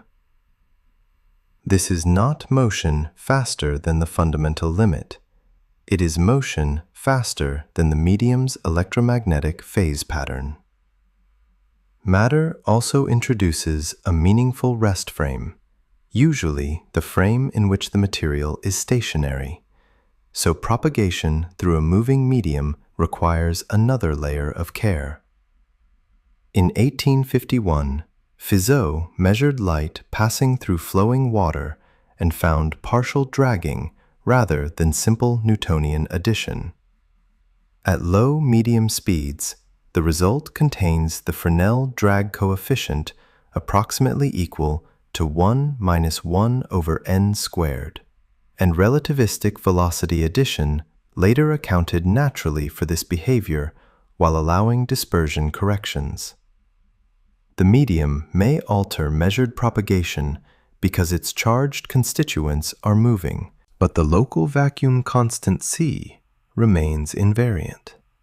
Thus, glass, water, plasma, and atomic vapor do not reveal that light has lost the speed nature gave it.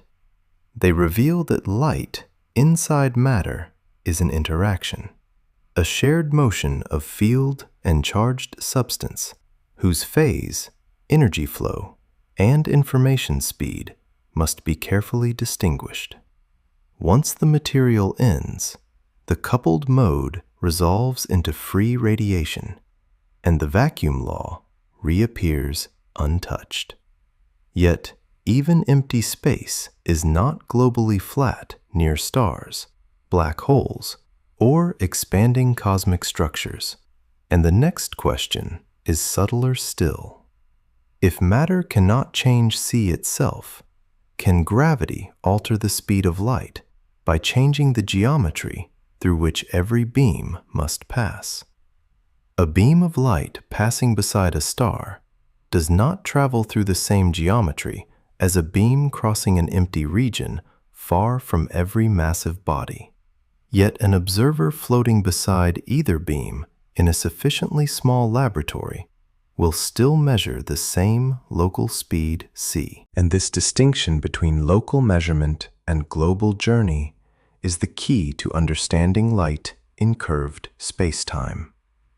General relativity does not treat gravity as an invisible force pulling photons away from straight lines through a fixed cosmic background.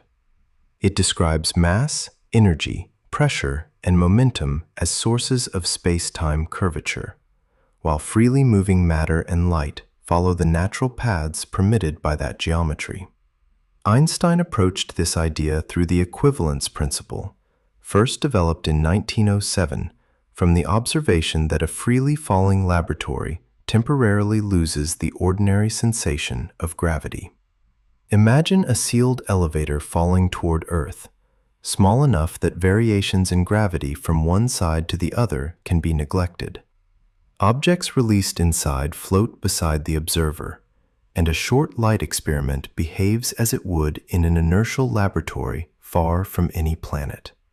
If the elevator is instead accelerating through empty space, a horizontal beam entering one wall appears to curve downward relative to the rising floor before it reaches the opposite wall. By equivalence, gravity must influence the apparent path of light, although the full effect cannot be calculated correctly from acceleration alone, without accounting for spatial curvature. Einstein's 1911 estimate, based on an early equivalence principle argument, predicted only half the deflection later obtained from general relativity. After completing the field equations in 1915, he found the larger value because both the temporal and spatial parts of the geometry contribute.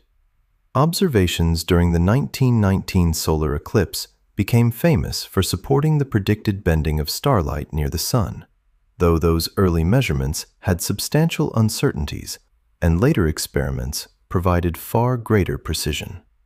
The enduring conclusion is not that the sun grabs a massless photon with an ordinary Newtonian force, but that the photon follows a null geodesic through a geometry shaped by the sun's stress energy. In flat spacetime, the interval can be written with constant coefficients, but in general relativity, it takes the broader form ds squared equals g mu nu dx mu dx nu, where the metric g mu nu varies with position and time, and encodes the local geometry. A light ray follows ds squared equal to 0, preserving its null character, while its path is determined by the geodesic equations, or, in the geometric optics limit, by the null characteristics of Maxwell's equations on the curved background. At every event along that path, one can construct a sufficiently small, freely falling frame in which spacetime looks approximately flat, and the laws of special relativity apply. An observer using local rulers and a nearby clock then obtains distance divided by time equal to c. Curvature reveals itself not at a single mathematical point, but through comparisons across an extended region, where initially parallel paths can converge or diverge, and separated clocks can accumulate different amounts of proper time. This is why asking for the speed of light near a star is incomplete until the observer, clock, distance convention, and coordinate system have been specified. In the Schwarzschild geometry, outside a non-rotating spherical body, one common coordinate description contains the factor 1 minus 2gm divided by rc squared.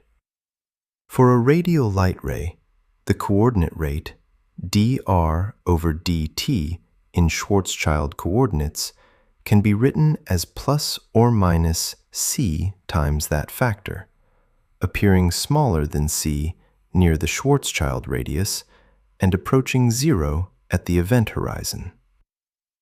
It would be a mistake to interpret this coordinate result as a local photon gradually losing speed. The coordinate t is tied to clocks imagined far from the gravitating body, while the radial coordinate r is defined through the area of spherical surfaces, rather than through the direct readings of a single local ruler.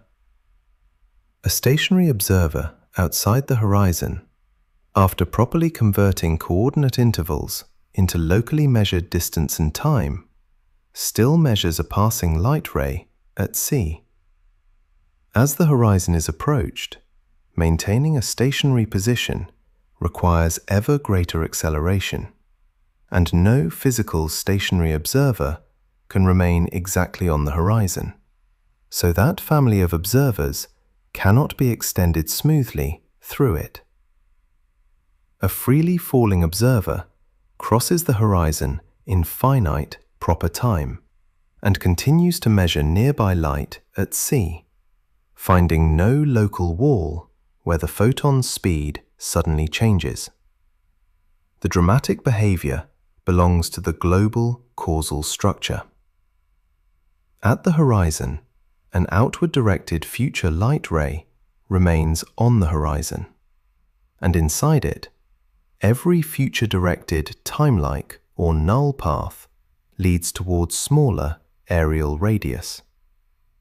Light still moves locally at c, but the arrangement of future light cones no longer permits an outward route to the exterior universe. To a distant observer using Schwarzschild time, signals from a falling source arrive increasingly delayed and redshifted, fading toward invisibility rather than presenting a frozen object that can be watched forever. In practice, gravitational redshift provides another example of why changing frequency must not be confused with changing local speed. Light emitted deeper in a gravitational field is measured at a lower frequency by an observer higher up, while light traveling downward is measured at a higher frequency by lower observers. In a stationary spacetime, one can describe a conserved quantity associated with time translation symmetry, but local observers use clocks that tick at different rates relative to the shared coordinate time. The photon's locally measured energy, E equals h times frequency, therefore changes between observers, even though each local measurement of its vacuum speed yields c. Experiments with atomic clocks and spectral lines confirm gravitational time dilation and redshift, revealing that gravity alters the relationship between clocks rather than forcing photons to adopt a lower local speed. The same geometry produces the Shapiro time delay. A radar signal sent past the sun to a planet or spacecraft and reflected back takes slightly longer than a flat space calculation would predict. From a distant coordinate perspective, the signal seems delayed while crossing the curved region, and this delay has been measured with radar echoes and spacecraft radio links. Locally, however, the signal never crawls beneath c. The additional travel time emerges from the curved space-time geometry and the gravitational behavior of the clocks and distance coordinates used to compare emission with reception. Gravitational lensing adds a visible form to the same principle. A galaxy or galaxy cluster can bend light from a more distant source into arcs, multiple images, or an Einstein ring. Different images correspond to different null paths through the intervening geometry, and they can arrive at different times because their geometric lengths differ and because they pass through regions with different gravitational time delays. Variable quasars and supernovae seen through strong lenses may therefore repeat their changes in separate images after delays of days, months, or years. Those time delays can be used to investigate mass distributions and cosmological parameters, turning the altered journey of light into a probe of otherwise invisible structure. Near a black hole, null geodesics can wrap partially or repeatedly around the object, and for a non-rotating black hole, an unstable circular photon orbit exists at the photon sphere outside the horizon. A photon there is not moving slowly in a circle. It still passes every local observer at c, while space-time curvature continually redirects its path. The orbit is unstable, so a small disturbance sends the ray either outward or inward. around a rotating Kerr black hole, frame dragging changes the available null trajectories, distinguishing paths that move with the rotation from those that move against it.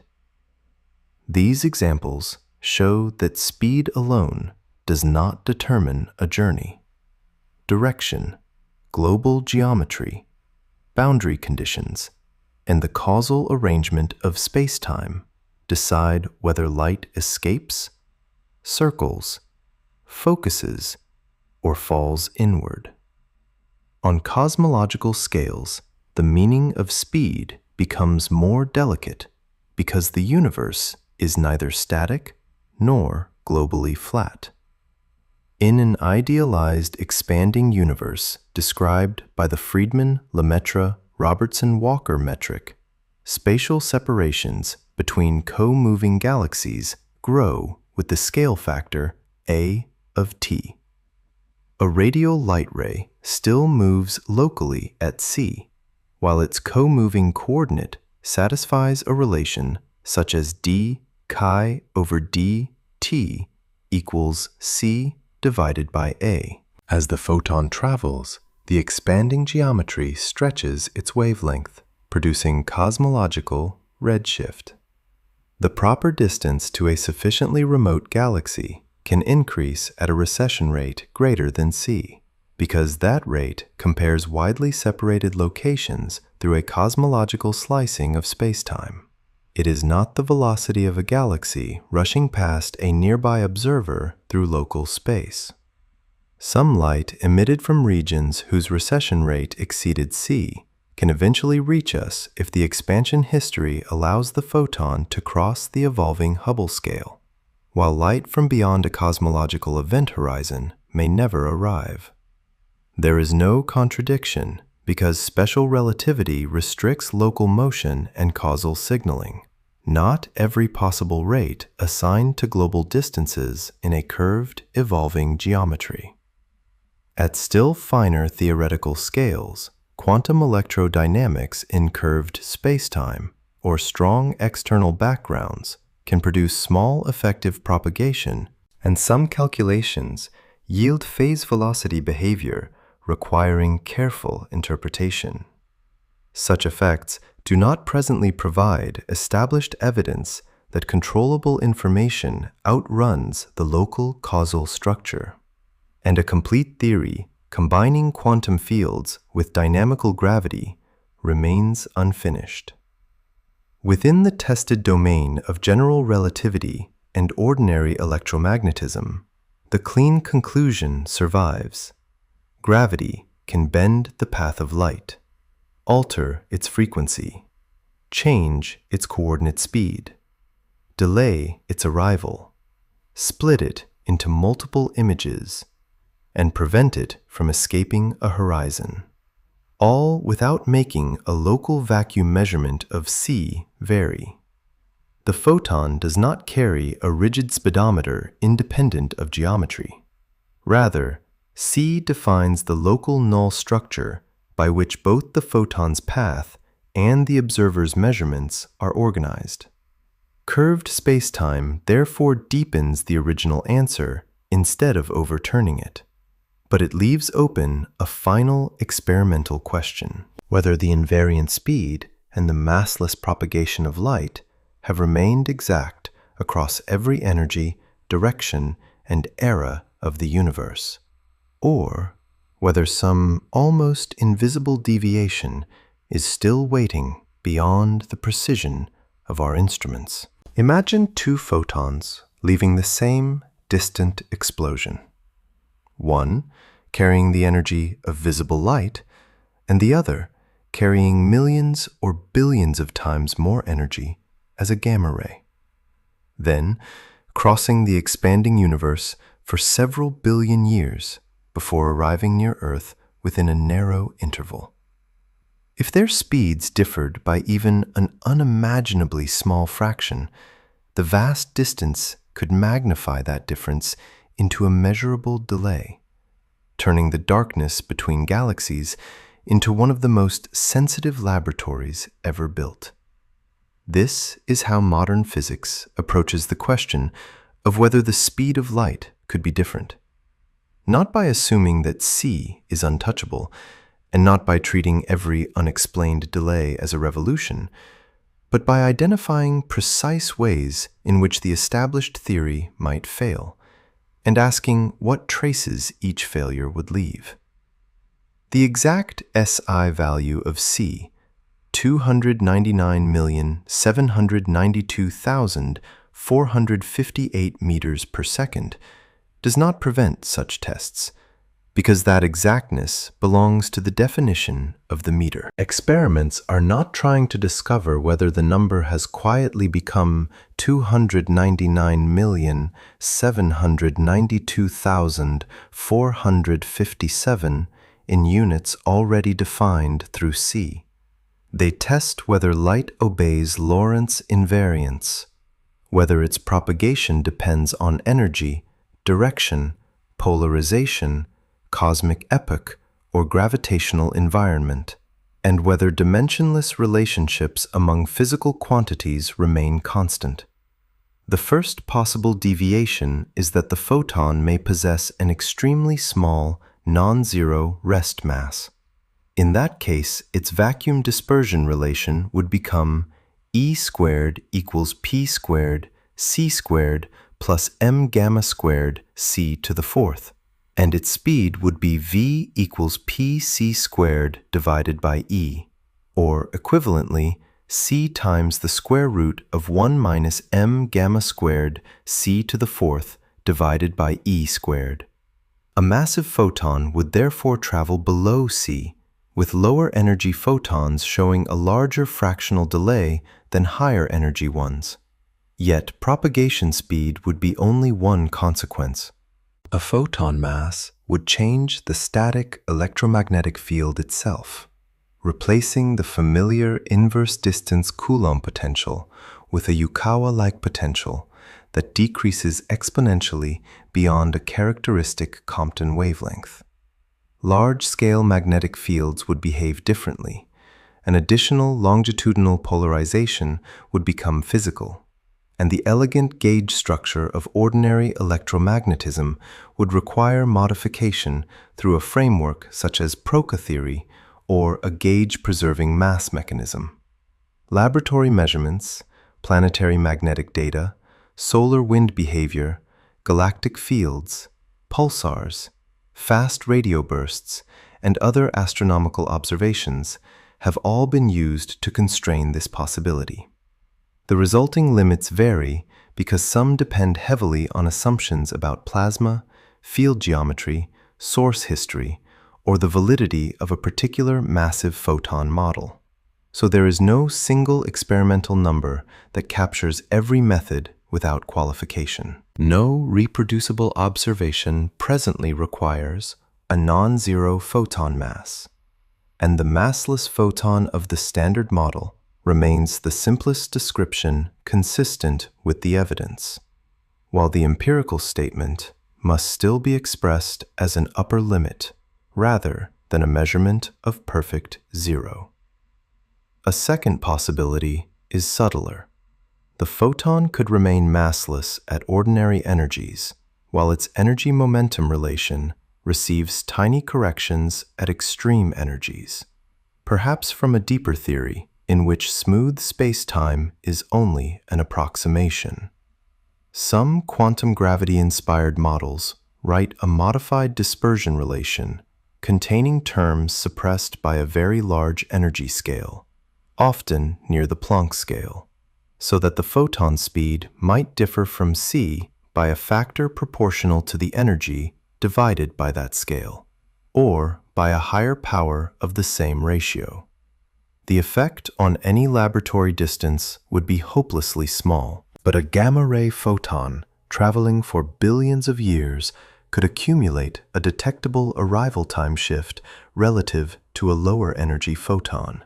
Gamma-ray bursts, active galactic nuclei, pulsars, and fast transients are therefore used as cosmic timing experiments. The central difficulty is that distant sources are not perfectly synchronized clocks. High and low energy photons may be produced in different regions or at different stages of an explosion, and an intrinsic delay at the source can imitate or conceal a delay accumulated during propagation. Researchers address this by studying many events at different distances, modeling emission mechanisms, comparing repeated pulses, and looking for a distance-dependent pattern rather than relying on one dramatic arrival.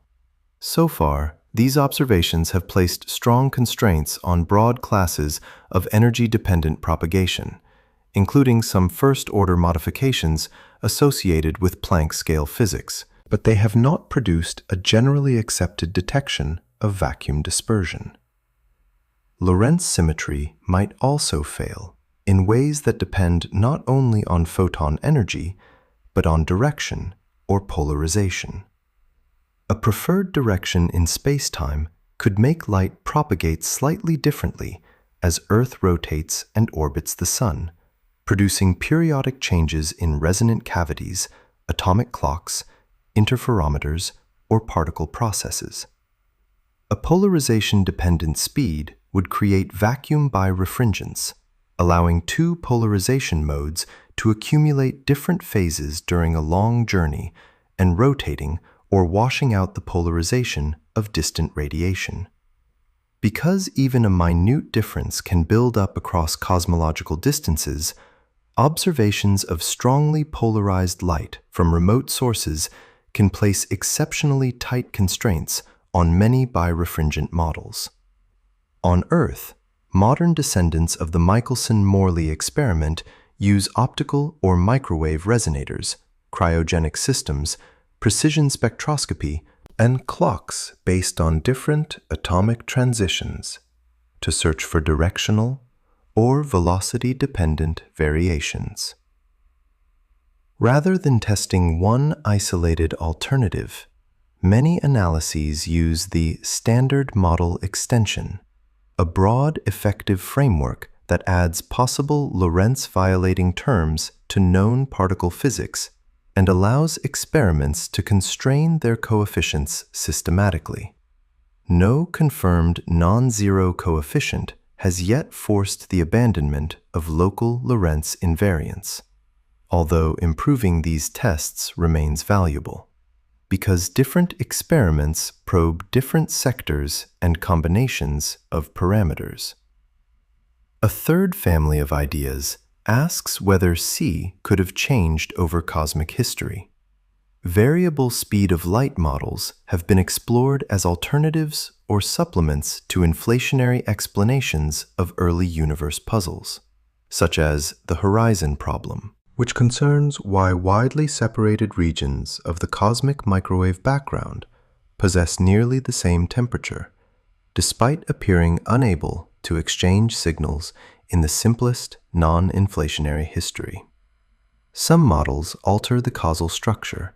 Some break Lorentz symmetry through a preferred cosmological frame. Some introduce new scalar fields, and others reinforcing which quantities are fundamental. These proposals are not one unified theory, and statements that light used to move faster can mean very different things mathematically. The challenge begins with the fact that C has dimensions of length divided by time.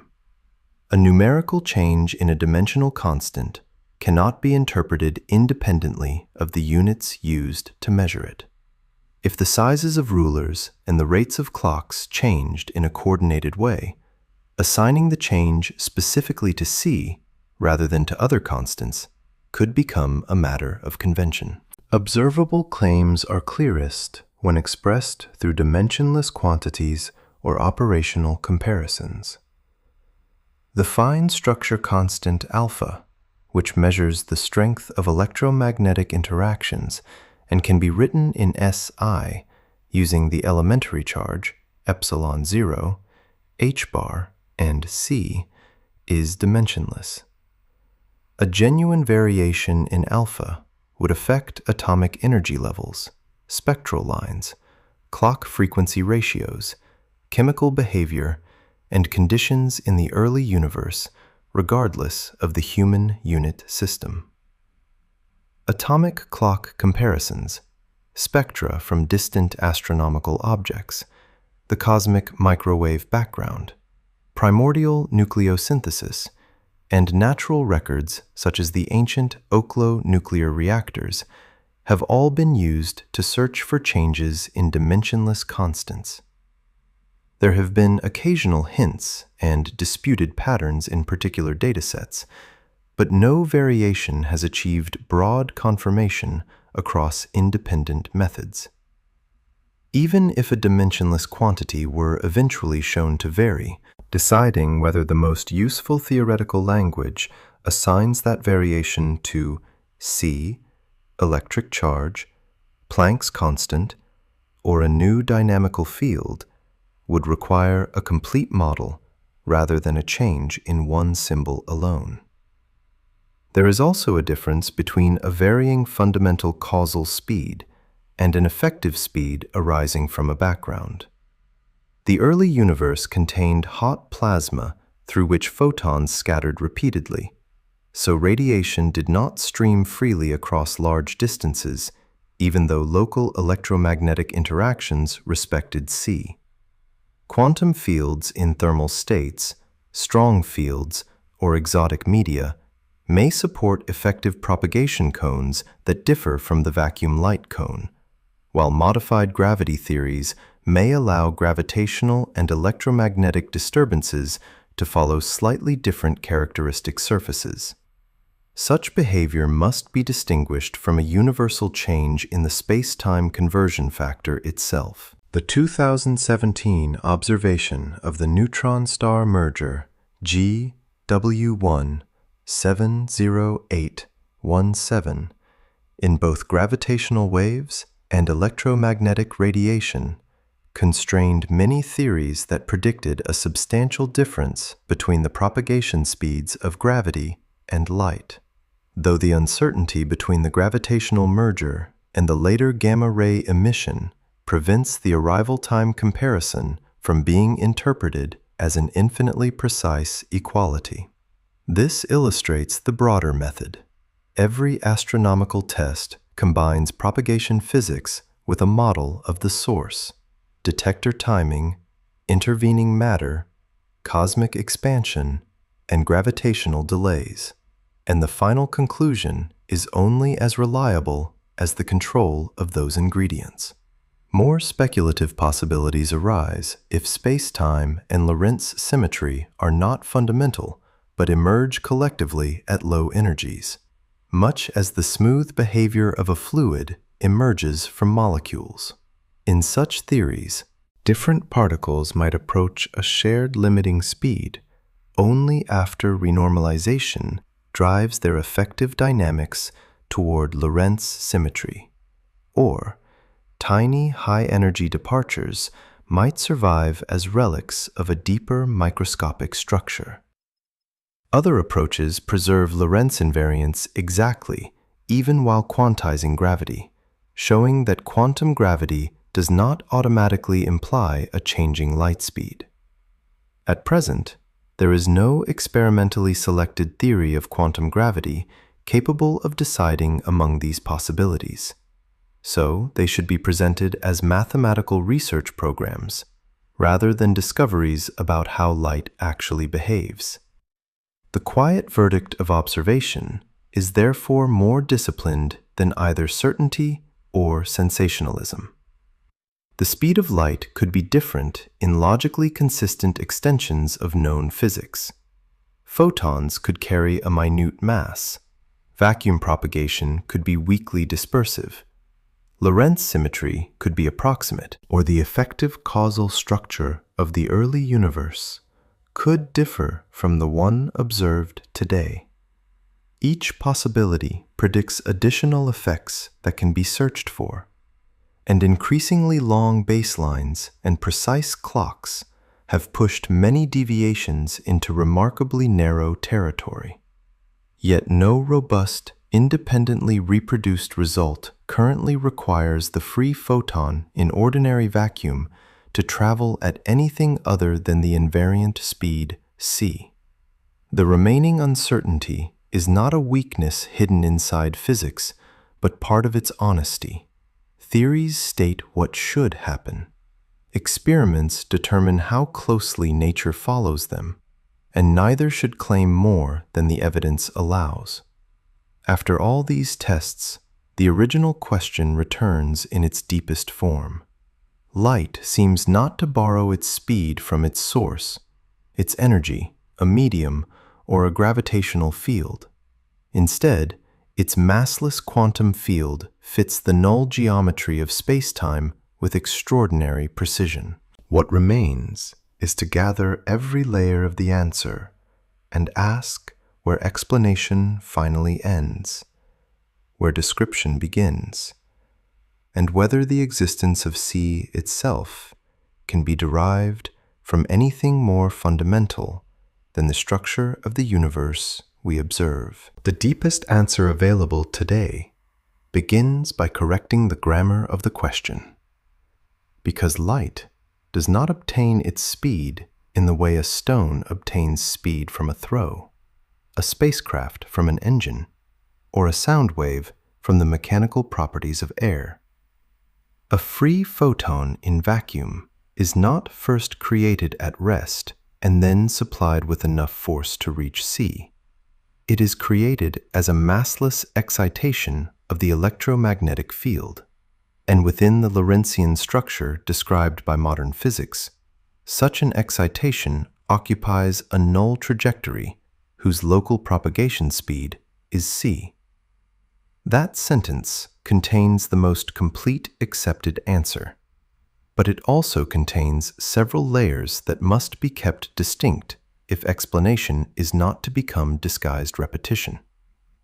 At the level of measurement, 299,792,458 meters per second is exact because the SI meter is defined by fixing the numerical value of C, while the second is defined using a cesium-133 transition. The digits preserve the historical sizes of human length and time units. They do not expose a secret mechanism inside the photon. At the level of classical dynamics, Maxwell's equations show that source-free disturbances of the electromagnetic field satisfy wave equations with a characteristic speed equal to 1 divided by the square root of mu0 epsilon 0. This identifies light as electromagnetic radiation, but the constants appearing in one unit system should not be mistaken for two substances that push the wave through an ether. At the level of special relativity, c is the invariant speed preserved by Lorentz transformations, connecting space with time and defining the boundary between time-like and space-like separation. At the level of quantum field theory, the physical photon is the massless gauge boson of the unbroken electromagnetic U1 symmetry, with an on-shell dispersion relation E equals Pc and two transverse helicity states. At the level of general relativity, light follows null geodesics through curved spacetime, always measured locally at c, even when its path, frequency, coordinate speed, and total travel time are altered by gravity. These are not rival explanations. They answer different versions of where does the speed come from, moving from units to equations, from equations to symmetry, and from symmetry to geometry. A further mathematical layer appears when relativity is derived without beginning specifically with light. Suppose inertial frames are physically equivalent. Space and time are homogeneous. Space has no preferred direction. Transformations between inertial frames are linear, and successive changes of frame obey a consistent group structure. Under these assumptions, the allowed transformations contain a universal parameter with dimensions of inverse speed squared. If that parameter is 0, The result is Galilean spacetime with absolute simultaneity and no finite invariant speed. If it has the sign selected by observation, the result is Lorentzian spacetime with a finite invariant speed that every inertial observer preserves. The relativity principle alone does not calculate the value of that speed in meters per second, and it does not require the invariant messenger to be electromagnetic. But experiment shows that the characteristic speed of light matches the invariant speed of spacetime to extraordinary precision. This turns the usual story around. We did not merely notice that light is fast and then decide to make it special. Electromagnetic radiation revealed which kinematic branch nature appears to use. In a hypothetical universe with no electromagnetic field, a Lorentzian causal structure could still possess the same role for an invariant speed, although inhabitants of such a universe would need another physical process to discover it. Gravitational waves, or another massless field, could trace the same null cones. The symbol C would then deserve a different historical name, but its geometric function would remain. This is why many physicists informally call it the speed of causality, or the invariant speed, rather than only the speed of light. Even that language requires care, because causality is a structural relationship among events, not a material substance traveling through space. The light cone defines which future events can be reached by local physical influence under the established laws, while field equations determine which excitations actually travel on or within that cone. In relativistic mathematics, the metric determines distances and times, but its conformal structure, roughly the part that preserves angles and null directions while allowing local rescaling, is enough to determine the light cones. Photons trace those null directions in the geometric optics limit, making light a practical map of causal structure. Massive particles remain inside the cones, massless modes lie on their surfaces, and space-like separations remain outside the domain accessible to ordinary signals. Asking why the photon does not choose a slightly lower vacuum speed is therefore like asking why a null direction does not become timelike while remaining null. A lower speed would place the excitation inside the cone and require a different dispersion relation, usually associated with non-zero invariant mass or interaction with a background.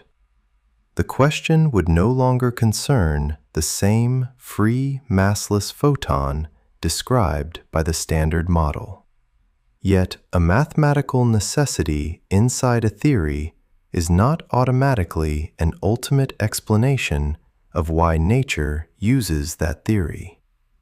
The Standard Model explains why the photon remains massless through the unbroken electromagnetic gauge symmetry that survives electroweak symmetry breaking. But it does not explain from first principles why the universe chose precisely its gauge groups, fields, coupling strengths, generations of matter, and Higgs structure. Grand unified theories attempt to embed the electromagnetic interaction within a larger symmetry. String theory can produce gauge fields and massless modes from the dynamics of extended objects and compact dimensions. Emergent gauge proposals explore whether photons might arise collectively from deeper quantum degrees of freedom. Each program offers mathematically rich possibilities, but none has been experimentally established as the unique origin of the photon or its symmetry. A similar boundary surrounds Lorentz invariance.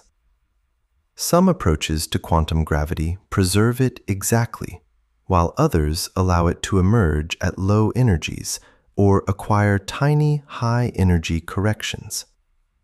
Effective field theory provides a disciplined language for organizing possible deviations, and observation has pushed many of their coefficients toward extremely small values. But experimental success does not yet reveal whether Lorentz symmetry is fundamental or an exceptionally stable, large-scale limit. The question can be carried deeper still by asking why spacetime has Lorentzian signature, with one temporal dimension behaving differently from the three familiar spatial dimensions. Certain mathematical arguments connect this signature with predictable evolution, stable propagation, and a well-posed initial value problem. Yet such arguments generally show why Lorentzian structure is useful or internally consistent, rather than proving that no deeper universe could be otherwise. Nor has physics derived the observed dimensionality of spacetime from a universally accepted principle. The structure that gives C its meaning may therefore be explained one day by a more fundamental theory, or it may remain among the primitive ingredients from which explanation begins. Physics always contains such ingredients at a given stage. Newtonian mechanics took absolute space and time as a background. Relativity replaced them with invariant spacetime geometry. Quantum field theory organized particles through fields and symmetries. A future theory may reveal that geometry and fields arise from entanglement, information, algebraic relations, or something not yet captured by familiar language. When an older primitive is derived, the chain of explanation lengthens, but another foundation appears beneath it. This does not make the earlier answer empty. An explanation can be profound without being final, just as understanding stellar fusion remains genuine even if the deeper origin of the nuclear constants is unknown. The numerical magnitude of C presents a related philosophical trap. Because C carries units, asking why it is so large is incomplete unless it is compared with another physical speed or incorporated into a dimensionless ratio. In natural units, physicists set C equal to 1, and time and distance become different coordinates measured on a common scale. 1 second corresponds to 1 light second of spatial distance, and the immense decimal number disappears.